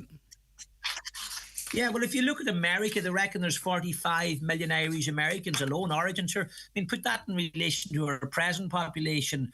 We were hitting, 5.7, 5.8 at the moment. We're heading for 10 million, it would appear. That's maybe the plan, if there is a plan. So there's a whole discussion about, first of all, as the Book of Invasions talk about the inward movement. And then we talked about the famine and, say, the monks and the outward movement of Irish people, which has always continued. And now here we are in a period in maybe this decade, from the 2020s, that, say, in the last, 15 years, there's over 1 million people, non-Irish residents, have come to this country, to our shores. I think I was just checking, 14% of the population of Ireland, which is over 700,000 people, have not been born in Ireland. Not born in England in that number as well, though, and Scotland. People have returned home. Yeah. Oh, there's quite a number of that, or people that returned home that would maybe have Irish parents or whatever. Yeah, quite a high number of that. So they would be one of the biggest fears people have of people coming in to Ireland now is cultural change. Is that something that should be feared? I mean, a lot of people would like to pause history, but then you could reflect on really what is our culture when we choose not to speak our own language. But anyway, that's probably another conversation. But in a couple of minutes, what this is not propaganda, by the way. It's a general history conversation. Yeah. But looking at our history, should we be so fearful of the cultural change, or the great replacement, as some people call it, that people believe it's part of a plan? I just think it's a lot of people that see a better life for themselves or have to flee where they are. But anyway, everyone has their own views. How scared should we be? Well, again, I think that we need to have a conversation about how inward movement of people into our country, what effect that's having on us, both positive and negative. People are always afraid to talk about this because it's maybe talked either as just only negative, or it's just talked about as only positive. And other countries have undergone mass inward movement of peoples as well, and there have been problems, and also there have been benefits. And so, look, that's maybe a conversation for another day. But you're right in saying about the culture. The word Latin, in Latin for culture, cultere, agriculture, to grow in the land. Cultere means to grow. And if we are, we talk about inclusion and diversity. These are two buzzwords. Every politician will ever go on your show will throw in climate change, diversity, and inclusion. They're the three buzzwords that they'll always throw into a conversation. But the question needs to be asked is, where is the room for the native Irish culture and inclusion, and where is the room in diversity for the native Irish culture, whatever that is? And then how do we, as a nation of people, because there are probably people that are Irish citizens that are naturalised, that are of different culture, how do we merge those cultures and how do we grow together and how do we get the most out of it? Right. And That is going to be a separate conversation because I have to go at the moment, Dr. Joe Kelly. Yeah. And as always, it just could rumble on and on because as soon as we finish, you throw in a doozy that we can't talk about because we don't have the time. Dr. Joe Kelly, we should talk again very shortly. Thank you so much for your time today. We really appreciate it. Back with gardening with Paul after these. If you fancy going out for a bit of lunch today, or any day, hop into Kelly's Diner in Letterkenny. There's great choice and great value on the packed menu. Choose from fresh gourmet sandwiches, a hot chicken wrap, or bacon and cheese baked potato. Try the Kelly's signature special with hot turkey slices and smoked bacon, or maybe a chicken and bacon Caesar salad. Treat yourself to some lunch at Kelly's award-winning diner, Mountain Top, Letterkenny. The Queen of Country and Irish, Margot, comes back to Donegal for one night only. Join Margot live in concert on Wednesday, the 4th of October in the Mount Erigal Hotel, Letterkenny, with special guests David James and Shuni Cramsey. This is a show not to be missed. That's Margot live at the Mount Erigal, October 4th. Tickets available from hotel reception or online at eventbrite.ie. The Fáilte Ireland Employer Excellence Programme is now open to tourism businesses of every size, from the smallest attraction to the largest hotel. Join hundreds of others already attracting top talent with the Employer Excellence Programme, the mark that will help you hire. Register at fáilteireland.ie/employer excellence. The Donegal Senior Championship has reached the quarter-final stage. Join us here on Highland Radio this weekend for live coverage from all 4 quarter-final fixtures. On Saturday, Glenswilly take on McCools and Airua are up against St. Junans. Then on Sunday, Gweedore meet Ardra and champions Naomh Conaill face off against Kilcar. The championship on Highland is with Highland Motors Letterkenny. Travel in style and comfort class in the Citroën C5 Aircross. Available for immediate delivery in diesel, petrol and hybrid. Fashion, beauty and beyond at Fallside this Saturday from 1 to 4 p.m. Hosted by the amazing Jerry Labs, TikTok sensations and influencers. Stunning jewellery, clothing, skincare, accessories and competitions. All from leading brand names in a one-off event. That's Fallside this Saturday from 1 till 4. Join us this Friday on Around the Northwest for a special show live from the Radisson Blue Hotel in Letterkenny. Paul and his staff are celebrating 20 years of the hotel in the heart of the town, with refreshments and some live music from the Letterkenny Ukulele Orchestra. That's all happening this Friday, the 29th, for a milestone celebration at the Radisson Blue Hotel, Letterkenny, live on Around the Northwest.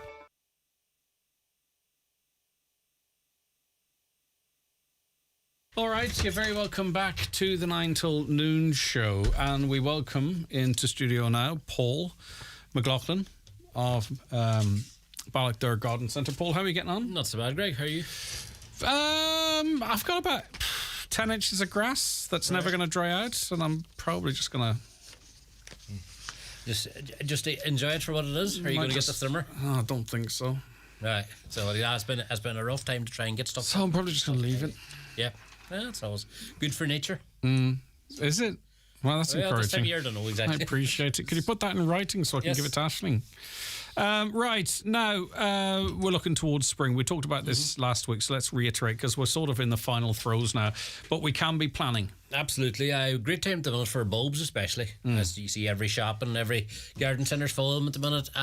After a long winter, and it's been a bad enough year, so a long, probably dreary winter, it's nice to get a bit of spring colour and have someone to look forward to. So now's the time to get your daffodils, tulips, alliums, that sort of stuff in. Will weeds in the driveway die off in winter, or are they going to have to be killed? Generally, weeds they will die off a bit, but they'll not completely disappear. But new ones won't germinate over this period. So if you get them cleaned up, at least you have a good while to actually be free of them. So, your daffodils, your tulips, your snowdrops, you plant them now, they'll pop up, lovely bit of colour, welcome you into spring, and they're not terribly expensive. You're not talking about... No, they're not expensive, and they're actually fairly foolproof to get to grow actually. So they are once Yeah. you just throw them in, follow the directions in the packet, and basically forget about them until they pop up in spring. Now's the time to start tidying up your beds, do a bit of trimming, strimming. Yes, generally give innings finished. The growth flower. is finished, kind of. So really, anything you do now should hold for the winter. Yeah, pretty much anything now. Generally give everything a wee trim, sort of innings finished flower, and give them a trim back, and just generally sort of give it a wee tidy. It actually makes the whole place look a lot better. That's including roses, is it? Because we often get a lot of calls in. When's the time to trim back your roses? Yeah, time to trim back your roses. Give them, once they're finished flowering now, sort of between sort of October, November, give them, say cut them back by maybe half, and then do the final trim of St. Patrick's Day, because the cut ends that you have generally get a bit battered over the winter. Aye. So if you cut them back to a clean thing in the spring, you have a much better growing. Obviously, anything that's sitting on the ground, if you can raise it up a little bit, Yeah, do. pretty much. You get wee pot feet there to go in under your pots just to keep the drainage moving. Yeah. And if you can't find pot feet in the shop, that's just wee bits of board. Yeah, because there's a consistent moisture there, isn't it? They can Exactly. just And sit. they can actually, if they're sitting in a puddle, they can actually suck up excess water from Yeah. the puddle. And again, just to remind people, you know, some people's summer flowers are still hanging on by the skin of their teeth, but they might want to switch them out for a bit of colour over winter. That can be done now, and there are options there, aren't Yep. there? You don't necessarily have to just throw them in the shed and worry about them in the spring. No, absolutely not. There are plenty of options to give you a wee bit of colour over the winter period there. Like your cyclamen, pansies, even heathers can be quite nice at this time of year. So in terms of the lawn, I mentioned it, if you did finally get your last cut or you're planning on doing so, does, like, say things like leaves or other stuff that falls on it, do you leave that and it mulches and feeds the lawn, or do you need to get rid of that, or what's the story? In our climate, I would tend to get rid of it. Give maybe over the course of the winter, give it a couple of rakes just to get the worst of the leaves off it, because that sort of increases moisture. It's like a blanket too, isn't it? Pretty It's much, like and just encourages moss, just in that sort of our mildish climate, damp climate. Anything we can do from vegetable perspective, again, really popular, like things don't shut down completely just because it's winter. So from a vegetable perspective, Vegetable perspective, now is the perfect time to get in like your onions, your garlic, even peas, beans, and members of the cabbage family. You can all get in now. And while you probably won't have them this side of Christmas, if you get them in now, you'll have a good start in spring and you'll have a good early crop. all right. So daffodil bulbs, someone asks when now. No, perfect. Okay. Anytime between sort of September and December. What about cutting back hydrangeas for the winter time? Couldn't back debate about that. I would tend to cut them back now because it just tidies them up once the flowers are sort of spent on them. Other people would argue leave the old flowers on them to protect the crown of the plant from frost and cut them back in March. But to be honest, I've never seen frost over the winter doing them that much damage. Yeah, I It's get usually you. early in the spring. So I would tend to give them a trim now. A listener has a wedding in October. A lot of the flowers and colour is gone. They want something to zhuzh up the front door area as people arrive. Take a look in your local garden centre. Like I say, the cyclamens, the pansies, all that's available now, so you could have sort of instant colour. Why is my hedge suddenly turning brown?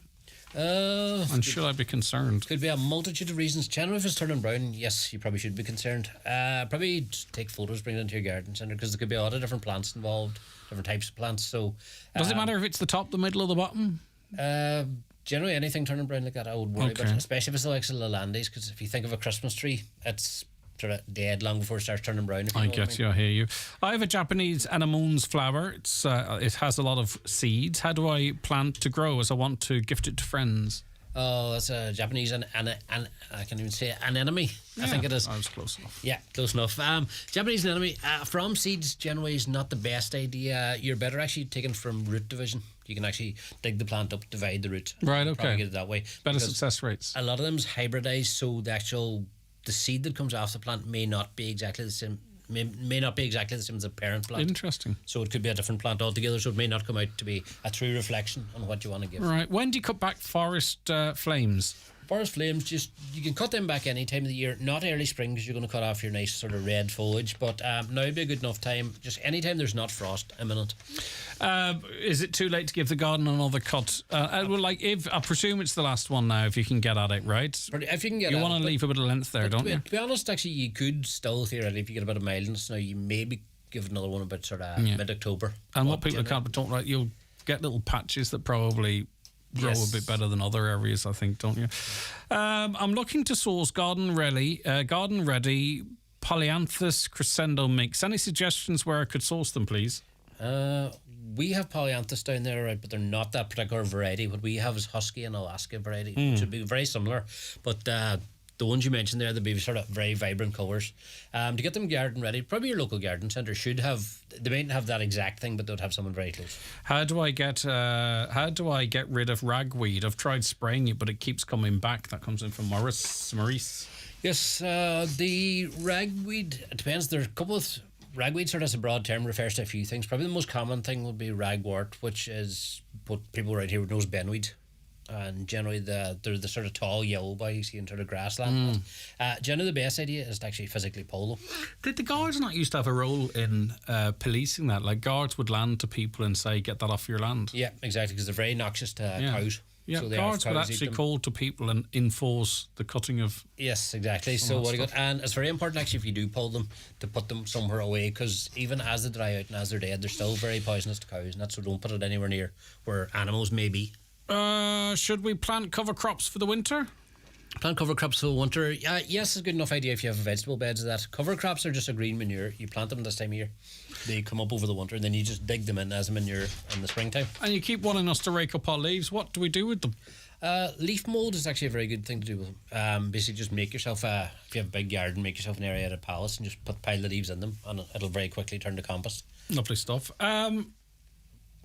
Just finally, if you don't mind, about if someone wants to become a gardener, a qualified gardener, are there courses for it, or what's the pathway for that? There are generally, pretty much if you're from secondary school, you can go straight on to degree courses. Generally, it's Waterford Institute of Technology or the Botanic Gardens in Dublin do it, or sort of if you're older and sort of fancy it as a career, the likes of the ETB have very good courses. They're one starting next month. I think it's the end of next month in Letterkenny here. Yeah. It's level 5. Okay. And so it would be worth chatting to them, because to be honest, there's a huge shortage of gardeners. Really? Qualified gardeners in Ireland and England. Is that people that work on gardens? People work in gardens, but even people that run, like, say, your big stately homes. Yes. That's okay. So there'd be very good careers in that in terms of government jobs and stuff. Right. And there's the statistics. Something like 70% of head gardeners are over 60. Wowzers. So they're all going to be retired in the next few years. There you go. If you like the it's outdoors, you like colour, you like smell, you like creation, and you can really let your creative juices go. Why not consider a degree course if you're older at the ETB or after school in the other places that are available? Interesting. We might talk before the winter's out. Who's to say? We might get a 3-week. Yes, maybe. We'll have to chat. But Paul, thanks for everything over the spring, summer, and we look forward to speaking to you really soon. It's only just around the corner. But for now, Paul McLaughlin, gardener at Ballochder Garden Centre, thank you so very much. Thank you very much. The eagerly anticipated brand new production of the Broadway smash hit musical Sister Act is on its way to the Bord Gáis Energy Theatre in Dublin. Join Highland Radio as we make way to this unforgettable show on Friday 23rd of February 2024. Your trip includes luxury transfers, bed and breakfast at the 4-star City North Hotel in Dublin, your ticket to the show, and a shopping trip to Dublin City Centre. For more information, call Highland Radio on 074 91 25000 or visit highlandradio.com. Electric Ireland Superhomes can help you achieve a cosier, healthier and more energy efficient home, and one with less carbon emissions. They look after your home's retrofit from start to finish, including management of SEAI grants. Visit electricirelandsuperhomes.ie and start your journey to a superhome today. Grants offered are provided by the Government of Ireland through the SEAI. Enhance your skills with SafeTech's part-funded training programs. At SafeTech, we provide courses including first aid, roadworks, people moving and handling, confined spaces, electrofusion and machinery training for Ireland and UK sites. Also online programs such as water hygiene, construction supervisors, safety reps and much more. If you have a group for training, SafeTech will go to you. Contact SafeTech today at safetech.ie and take the first step towards upskilling and safety compliance. Milford Tiles Wood Flooring and Bathware, Milford Retail Park. New wood flooring just arrived. 8mm AC laminate, $9.99 a square yard. 10mm, $12.50 a square yard. 12mm, $14.99 a square yard. Beautiful 8mm AC4 gloss laminate, $16.99 a square yard. All in stock, fitters available. Milford Tiles Wood Flooring and Bathware, 083 091 0707. Important notice for Donegal commercial ratepayers. A revaluation of County Donegal is underway. By now you should have received your valuation certificate from Tailteann Éireann. Staff from Tailteann Éireann will be available to answer any queries you may have regarding the revaluation process at various locations in Donegal from Monday, 2nd of October. For further details about dates and locations, go to our website tailteann.ie or contact the valuation team on 01 584 6753. Okay, thanks again to Paul, and thanks to all of you who listened to the show today and took part in it, texted in, called, however you communicated with us, the emailers. Thanks to all of the family on our social media as well, watching the show and commenting. It's always great to have you on board as well. We're back tomorrow morning at 9 with our Friday panels. So we have 3 guests in discussing some of the big topics of the day and the week. So please stay tuned for that, or tune in for that. And we also have That's Entertainment tomorrow between 11 and 12. We're going to be looking for your compliments. It's National Compliment Day tomorrow, so we're all going to be really nice to each other. But for me, Greg Hughes, and the team of Caroline Orr, who researched and produced, and Niamh on social media, have a lovely day, and we'll chat to you, as I say, tomorrow morning from 9. John Breslin's next.